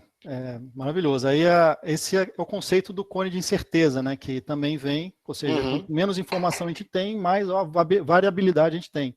A gente vai andando no projeto, vai fazendo o cronograma e tal, vai a gente diminuindo. vai afunilando essa incerteza e trazendo números mais precisos, né?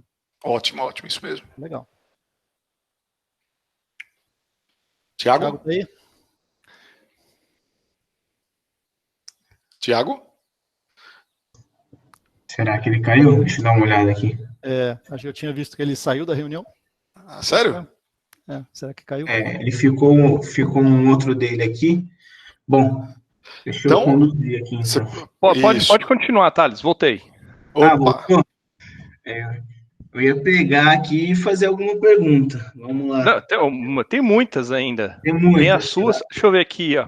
O assunto, eu vou dar prioridade para os participantes, óbvio. Eu só não escutei porque eu dei uma saída aqui. Falaram do prazo? Você fez alguma pergunta sobre o prazo ou não, Thiago? Sim. Acho que tinha só uma última, ou duas. Uma falando sobre um encerramento, né? Porque na fase de descontinuidade tinha justamente um encerramento muito mais voltada, pelo que eu entendi, muito mais voltado ao projeto do que ao produto. É fato isso? Eu estou pensando no encerramento, mais no projeto do que no encerramento, nas fases de encerramento do produto? Deixa eu completar já essa pergunta, Thiago. Vou pegar a oportunidade, né? E com esse encerramento, como que é feita a passagem do produto para manutenção, sustento e operação utilizando o Pingo?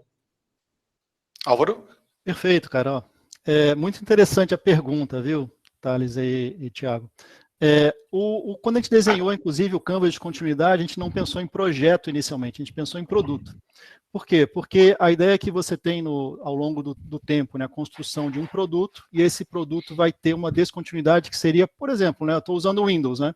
Aí a Microsoft fala, não vai ter mais agora o Windows 10, vai vir o Windows 15. Bom, qual é o impacto para quem já usa o Windows 10? Claro, a Microsoft é Microsoft, né? Ela tem um baita estrutura. Então, na verdade, ela já planeja antecipadamente, falando o seguinte, ó, quando eu trocar essa versão, eu vou dar uma versão gratuita para o pessoal que tem o Windows 10, para que eles possam migrar para o Windows 15, eles vão ficar satisfeitos, ou seja, traduz-se, né? Estou preservando o valor que eu criei com relação à satisfação daqueles usuários, estou dando uma alternativa para eles, que seria no nosso Canvas de descontinuidade, aquela ação que vai ser discutida. Puder abrir de novo, Igor, acho que vale a pena o Canvas. Então, ele vai estar fazendo um processo de transição, por exemplo, de um produto, talvez que ele vai descontinuar, mas vai prover um produto alternativo, ou um produto melhor, ou algum produto que vai, de alguma forma, substituir aquele uso.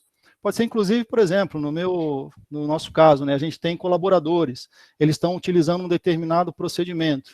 Aquele procedimento relacionado a um produto vai ser descontinuado. Qual o impacto para eles em si? Talvez eles tenham que mudar a rotina de trabalho deles, talvez eles tenham que conhecer, passar por treinamentos. Enfim, aqui é uma coisa bastante ampla, inclusive muito aplicada para produto. Também se aplica para projetos, né? Mas em produtos isso fica também muito evidente. Então, a gente está aqui nessa visão de olhar para fora, né, usuários e clientes, mas também olhar para dentro, né, colaboradores e parceiros, tentando identificar tudo que houve de descontinuidade. E um ponto interessante, não sei se foi comentado, não me recordo, mas muitas vezes a gente não sabe por quê, né? E aí o motivo da descontinuidade, ele é externado publicamente nesse Canvas. Então você sabe exatamente por que o produto está sendo descontinuado. Isso é uma informação que às vezes não se tem transparência, né, em organizações com relação a isso, e as equipes às vezes perdem motivação para depois, quando forem se engajar num novo produto, aí elas falam, mas aquele produto que eu tinha foi descontinuidade, eu nem sei por quê, né? Então ela também tem esse papel de transparência, né? Ter esse duplo papel. Antes da gente entrar nas 8 perguntas do Thales, acho que a última pergunta foi bem sincera. Quando nós é recomendável usar o Pingo e quando não é? Que tipo de projeto e em que tipo de situação? Olha, quando a gente montou aí o Pingo, a gente trouxe, né, para ele várias abordagens, Thiago. Na verdade, o Álvaro trabalhou já há muito tempo na iniciativa privada, seja ágil, seja não ágil, eu também. Então, ele tentou colocar aqui nesses modelos, né, alguma coisa que pudesse ser, entre aspas, universal, que pudesse caber para a maioria dos projetos que acontecem, seja público, seja privado, seja pequeno, seja grande. Então, na verdade, aqui está mais ou menos naquela visão da gente de simplicidade, né, de colocar artefatos que consigam, né, ter essa conexão desde antes do projeto até o final do projeto. Voltando àquilo que a gente falou, né, nada aqui é obrigatório, isso aqui é uma recomendação. Então, se, exemplo, né, seu projeto, é um projeto menor, pequeno, pode ser que isso tudo aqui demande muito esforço, então você vai pensar, né, basicamente, as coisas que mais se adequem.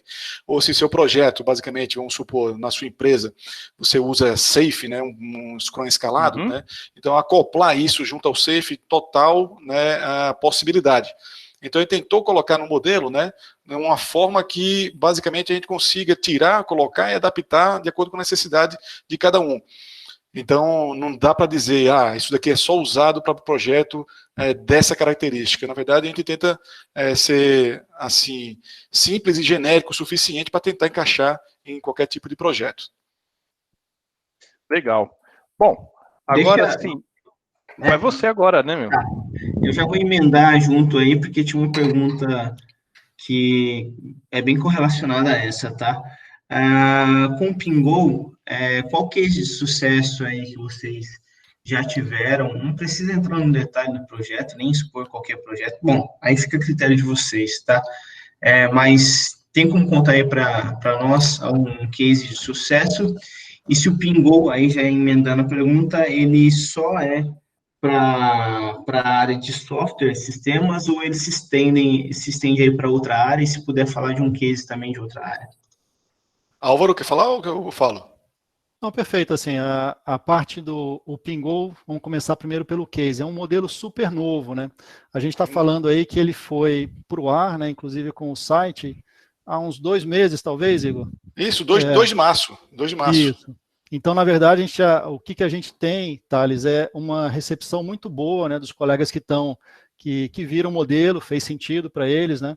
E essa perspectiva, a indicação deles de que eles estão começando a aplicar nas empresas. Isso, Mas alguns comentam no LinkedIn, inclusive, né, que está usando, tá dando certo. Isso, então assim, algo que a gente considera assim bastante novo, né, e que vai poder ajudar bastante, mas que assim, a gente não tem anos, por exemplo, ainda como há outros frameworks que já, enfim, já tem casos estabelecidos, até porque isso leva um tempo, né, com relação à sua execução. A gente tem bastante experiência com relação à parte de TI, mas também a gente trabalhou em outras áreas, né? Então, na minha experiência, foi mais TI e gestão, né? O Igor também trabalhou na própria área pública em setores de portfólio e tudo. Então, a gente tinha lá projetos TI e não TI. E a ideia de construção desse modelo, por exemplo, quando a gente fala em TI, ele geralmente está voltado mais para o modelo ágil, que é um modelo com um grande processo de mudança, pela característica da própria TI. Quando a gente está falando do processo de modelo híbrido, a gente está exatamente abrangendo, eu comentei lá no começo do pessoal que falava assim, pô, na época lá do professor, né, que eu estava dando aula sobre isso, e aí eles falavam assim, pô, mas eu trabalho numa área que não é tão de mudança assim. Tenho mudanças, né, mas eu não tenho alto grau de mudança. Então, o modelo híbrido foi e está dando muita sinergia, né, com esse pessoal que trabalha nessas áreas que querem um pouco do ágil, mas não é um trabalho que tenha tamanho grau de mudança para ser realmente um modelo ágil. Então, é um modelo no meio termo. Eu quero conseguir fazer mudanças, quero trabalhar por valor, quero incluir essa parte, por exemplo, de uma visão de concepção em indústrias que não são de TI, mas então o modelo híbrido faz mais sentido para mim, né? Isso que a gente tem percebido. Perfeito. Eu vou pular algumas perguntas minhas que já foram respondidas, tá? Eu vou na 7 aqui. A avaliação de valor, que vocês até mencionaram, do ciclo é o ponto 4. Aí vem, né? Ela acontece quando, em que momento, ela tem um time box para acontecer, fazer uma alusão ao ágil, ao Scrum, né? Ela tem uma recorrência, isso é semanal, isso aí vai ser flexível, de acordo com a gestão do gerente de projeto, o PO, o Scrum, que seja, e quais são os participantes ideais dessa reunião? Isso. Na verdade, em relação à recorrência, né, a cada ciclo ela se repete, tranquilo? Então, na verdade, a cada ciclo eu rodo cada momento desse. Eu planejo o que eu vou fazer no ciclo, eu entro na especificação detalhada, construo, testo e eu avalio o valor. E aí, normalmente, a gente faz a avaliação do valor ao final, né, que é justamente quando ele tem a entrega, né, no final da construção e teste, então a gente passa para a avaliação de valor, para justamente obter isso que é precioso, né, que é o feedback do usuário e do cliente. Né? Então, essa é a ideia em relação à recorrência. Em relação a quem participa, né? Então a gente pode estar usando, até mesmo por analogia, né, o que acontece no Scrum, onde é colocado aqui basicamente stakeholders, em que consigam avaliar o valor, junto com o líder de iniciativa, né, e o time de desenvolvimento. Então, basicamente, o que estaria aqui é incluído líder de iniciativa, time de desenvolvimento e, basicamente, stakeholders, né, que consigam, de fato, olhar e falar, não, beleza, né, está no caminho certo, né, está ótimo. E aí segue para o próximo ciclo.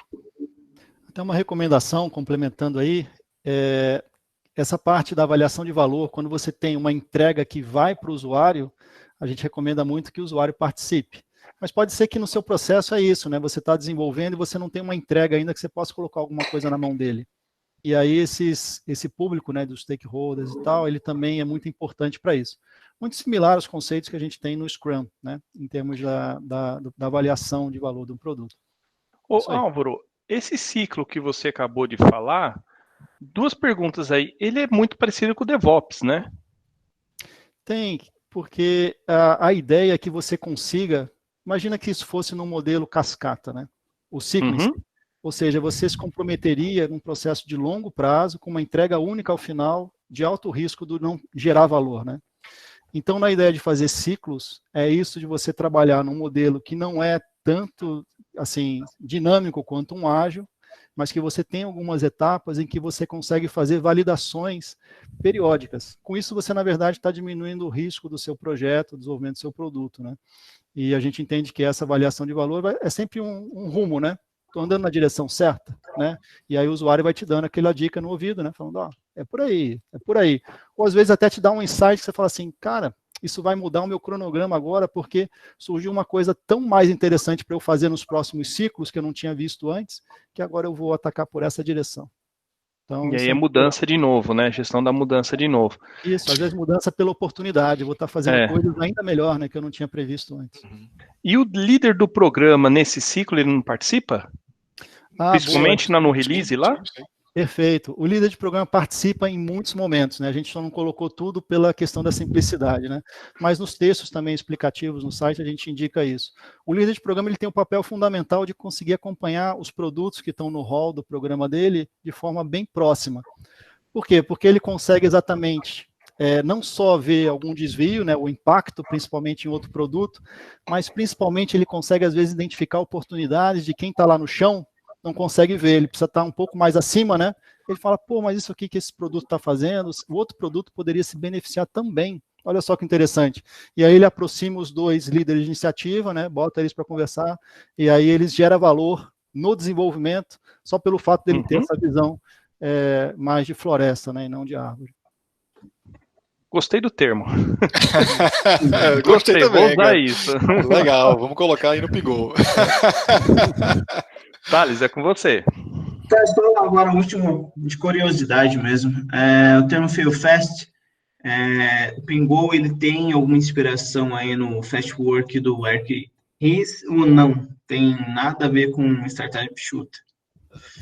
Perfeito. O Eric Ries, ele foi inspirador, sim, né, no livro dele do Lean Startup, né, que ele trabalha com esse conceito. Como eu falei, eu gosto muito de empreendedorismo, né, e me dá abrir nos olhos, assim, ver essa galera que vai e pivota para caminhos completamente diferentes do que estava inicialmente imaginando.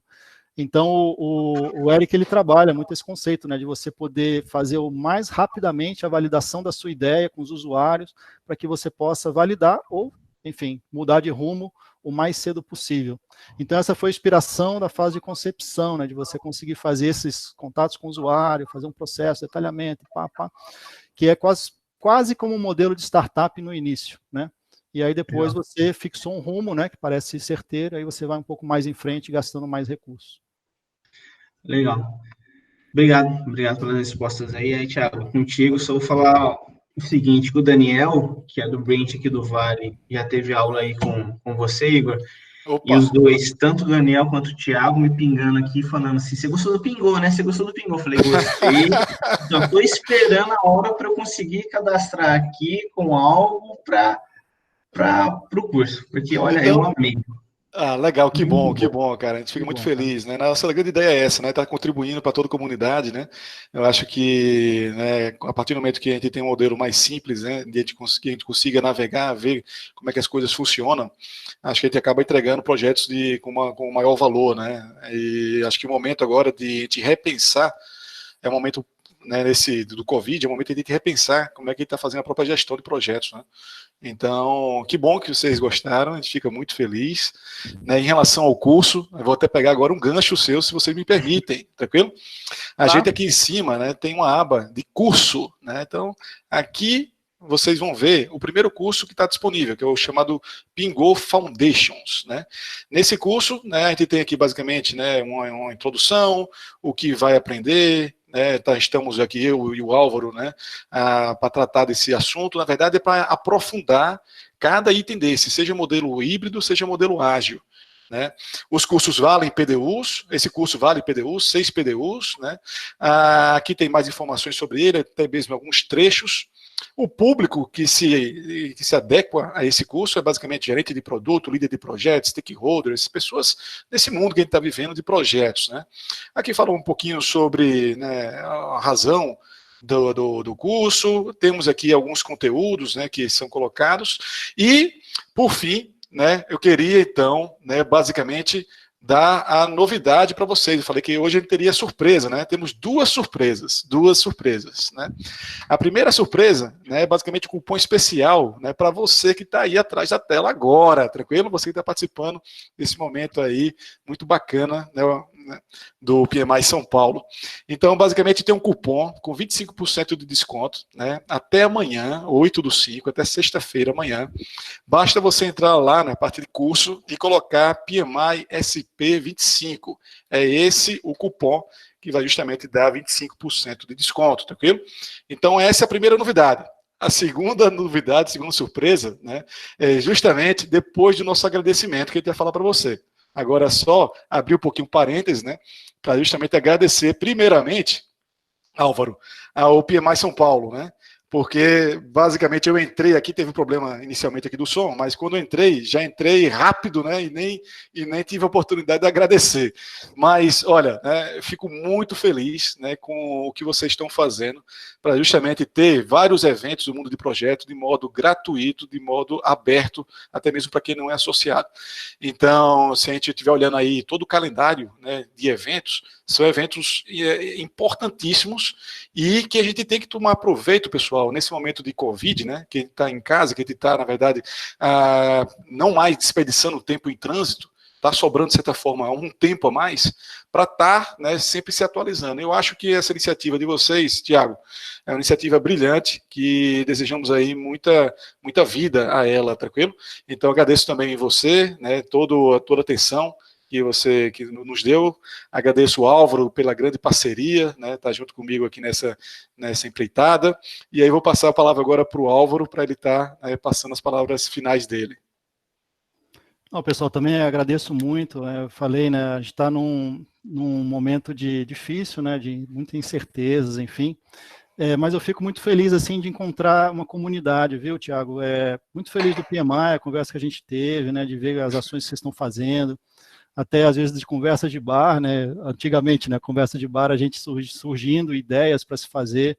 Eu fui muito feliz de encontrar o Igor nesse retorno que eu tive lá do meu período fora e que a gente casou muito com essas ideias. Então a gente, enfim, de alguma forma está muito feliz de estar de alguma forma contribuindo e a gente está aprendendo muito no processo também. É sempre um processo de aprendizado, né? A gente está sempre aprendendo, não existe nenhum dono de verdade de qualquer coisa. Então, obrigado a todos que contribuíram, deram feedback também com relação ao que a OpenGo, enfim, isso é sempre um crescimento para a gente também. E, enfim, só muito feliz de estar participando desse processo. Obrigado, Tiago, e obrigado por a equipe do Álvaro. Na verdade, somos nós que agradecemos, tá? Então, isso que nós estamos fazendo dentro do PMI, dos branches mesmo, tudo é feito por voluntário. Então, é porque tem muito interesse. A gente tem um objetivo e interesse para fazer isso. E a gente conseguiu alinhar com vocês, né? Então, cada palestrante que vem aqui realmente se dispõe para fazer isso de modo voluntário e eu acho que a comunidade como um todo agrega, gosta do produto que a gente está entregando, né? Importante, tá, pessoal? Só uma coisa, eu coloquei no chat a pesquisa de satisfação, tá? Então, eu peço a todos que respondam a pesquisa para que a gente saiba como que tá, né? O nosso feedback, tá? Então, por favor, não deixe de responder. E para quem quer também fazer a emissão do PDU, por favor, responda a pesquisa de satisfação. Thales, quer falar alguma coisa?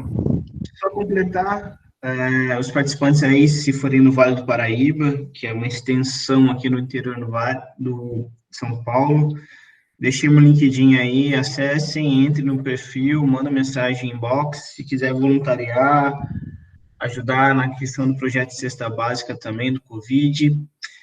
E agradecer ao Igor, ao Álvaro, muito obrigado mesmo. Só dar uma informação para vocês, a gente bateu 99 pessoas hoje no Talks, um número bem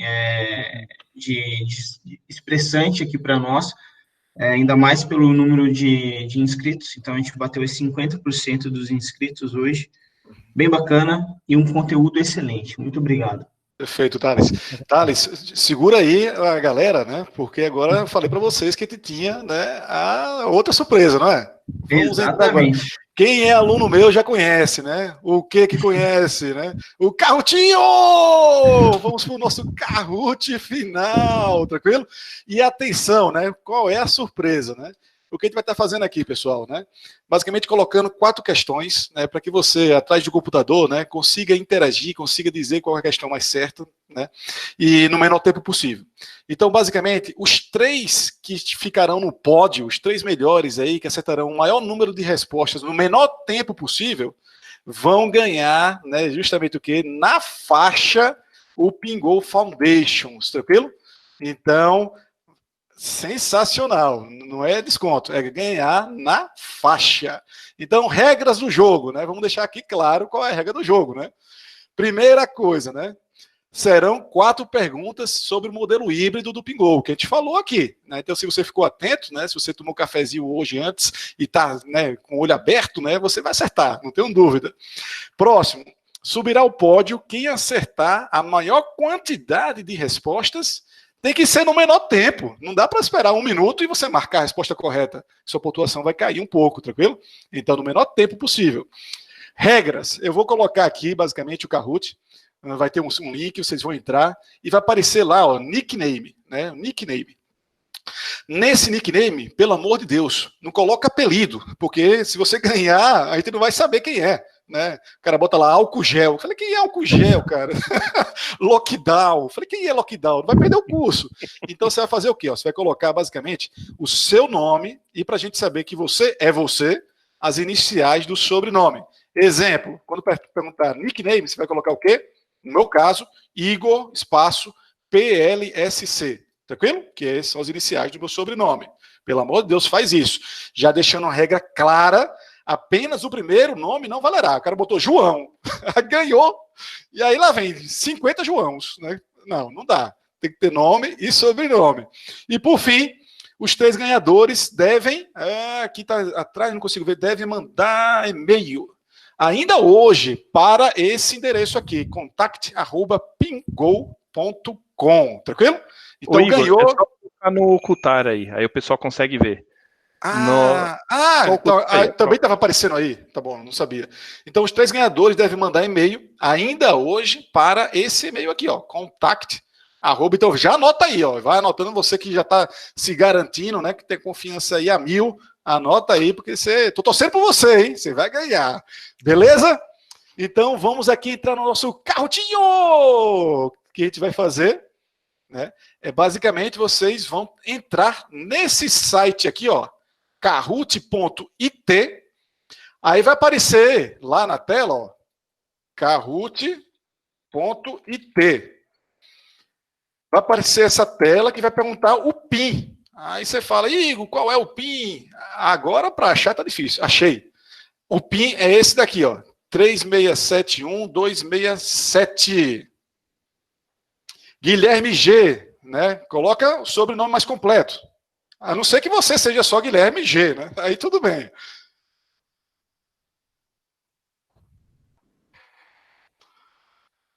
Bruno NM. Bruno NM, eu sei quem é, rapaz. Colega aí nosso, amigão aí. Maravilha. Torcendo por você também, hein, Brunão? Ai, vamos lá. Laurentino, ó, que fez a pergunta, entrou aí. Maravilha. Deixa eu... Rafael RN, ó, conterrâneo meu. RN não, as iniciais de sobrenome. Ai, ai, erro, falha minha. Vamos lá. Caroline, temos 40. Vamos fechar 5 segundinhos, hein? Ó, esse número aqui não sei quem é, 3671267. A pessoa colocou o PIN, não é o PIN, é seu sobrenome e nome. Chegar a 50 pessoas, a gente passa. 47. Vamos lá. 47. Vamos, 5 segundinhos então. 5, 4, 3, 2, 1. Valendo! Pessoal, resposta correta no menor tempo, hein? São 4 perguntas.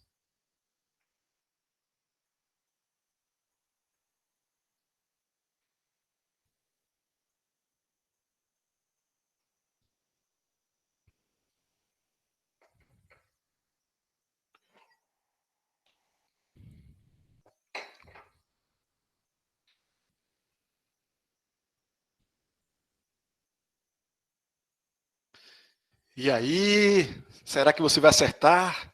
Vamos lá, vamos lá. 46, tá faltando acho que uma pessoa só. Estão pedindo a música aí, Igor. Você vai ter que cantar, a musiquinha é show demais, né? Mas não dá para aparecer agora. Carrutinho sem música não é carrutinho. Vai ter que cantar, Igor. Vai lá, Álvaro, você aí, cara. Vamos lá. 10 segundos. Você que não marcou. Se marcar agora, pode ser que você não ganhe nenhum ponto mais, hein? Demorou tanto. Então temos 49 participantes. Próxima pergunta, 49, eu já passo para a próxima. Beleza, então tivemos 21 pessoas acertando, mas tivemos aqui salada mista. Pessoal, em qual etapa no Pingou é feita a identificação das causas raiz? É no Design Thinking, a gente falou aqui, o Álvaro mostrou, né? Todo o Canvas, que a gente pensa na causa raiz, classifica, é ou não é? Então, meu amigo, você que marcou Design Thinking, dá um sorriso, você acertou. Vamos para a nossa segunda questão. O Lucas está na frente. Vamos lá. Essa tá boa, hein? Essa tá fácil, hein? Na velocidade.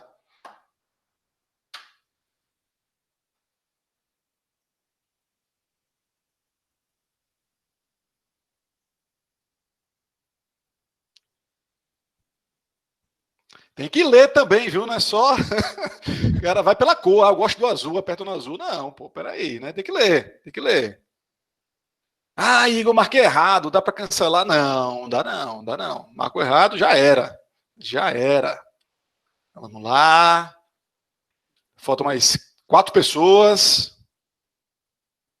Qual o valor do Pingou que entende que falhar é parte do processo de aprendizado?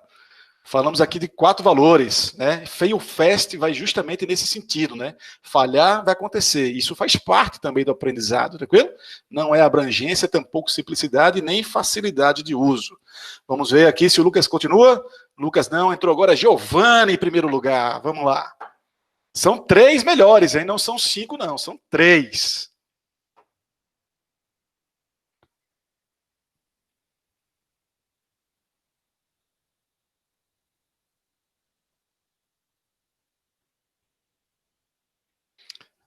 Ter um backlog de produto em complemento a EAP no Pingou possibilita ter uma visão de...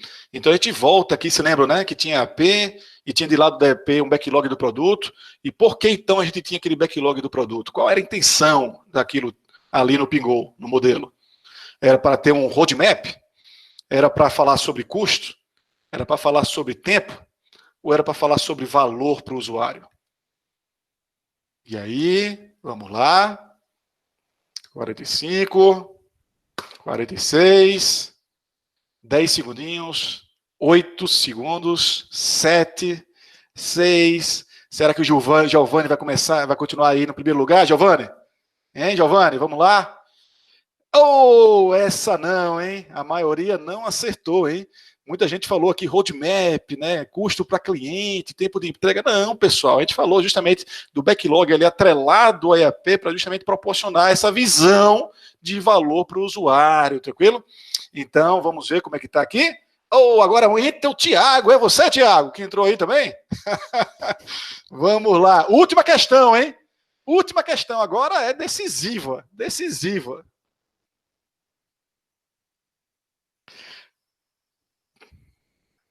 Eita, agora vai mais rápido, né? Agora é na velocidade. Qual a etapa do ciclo em que o time efetua uma reflexão que permite o aprimoramento contínuo? Isso acontece quando? No planejamento, que tem essa reflexão? É na retrospectiva? É na construção em testes? Ou seria na especificação detalhada? O que me diz? O que você me diz? Vamos lá, acho que está faltando mais uma pessoa. Aê! Maioria acertou! 38 pessoas falaram que era a retrospectiva que a gente faz a reflexão. Perfeito, perfeito, isso mesmo. Então, como é que ficou o nosso placar? Os 3 que vão ganhar o curso, quem são? Em terceiro lugar, ficou quem? Fernando LM, valeu Fernando, parabéns. Adriana FDG ganhou o curso. Em primeiro lugar, disparado, quem foi? o Eduardo Bonilha. Então, vocês Aê, três que estão aí, Eduardo. ó, vocês mandem para a gente, pro e-mail, tranquilo? O contato de vocês para a gente seguir com os procedimentos. Beleza, pessoal? Então, galerinha, ficamos por aqui. Nosso muito obrigado a todos vocês que ficaram conosco, né, ao longo desses 2 horas de webinar de talk. Tranquilo? Muito obrigado, viu, Igor? Muito obrigado, Álvaro. Valeu, Thiago. Valeu, Foi Álvaro. muito bom essa brincadeira, viu? Show de bola, hein? Show de bola. A narração gente. foi primordial. Maravilha, então. Abração, então. Tudo de bom. Muito gente. obrigado, pessoal, por Boa estarem noite. até aqui às 10 horas. Muito obrigado mesmo. Valeu. Sucesso, Tiagão. Abraço, hein?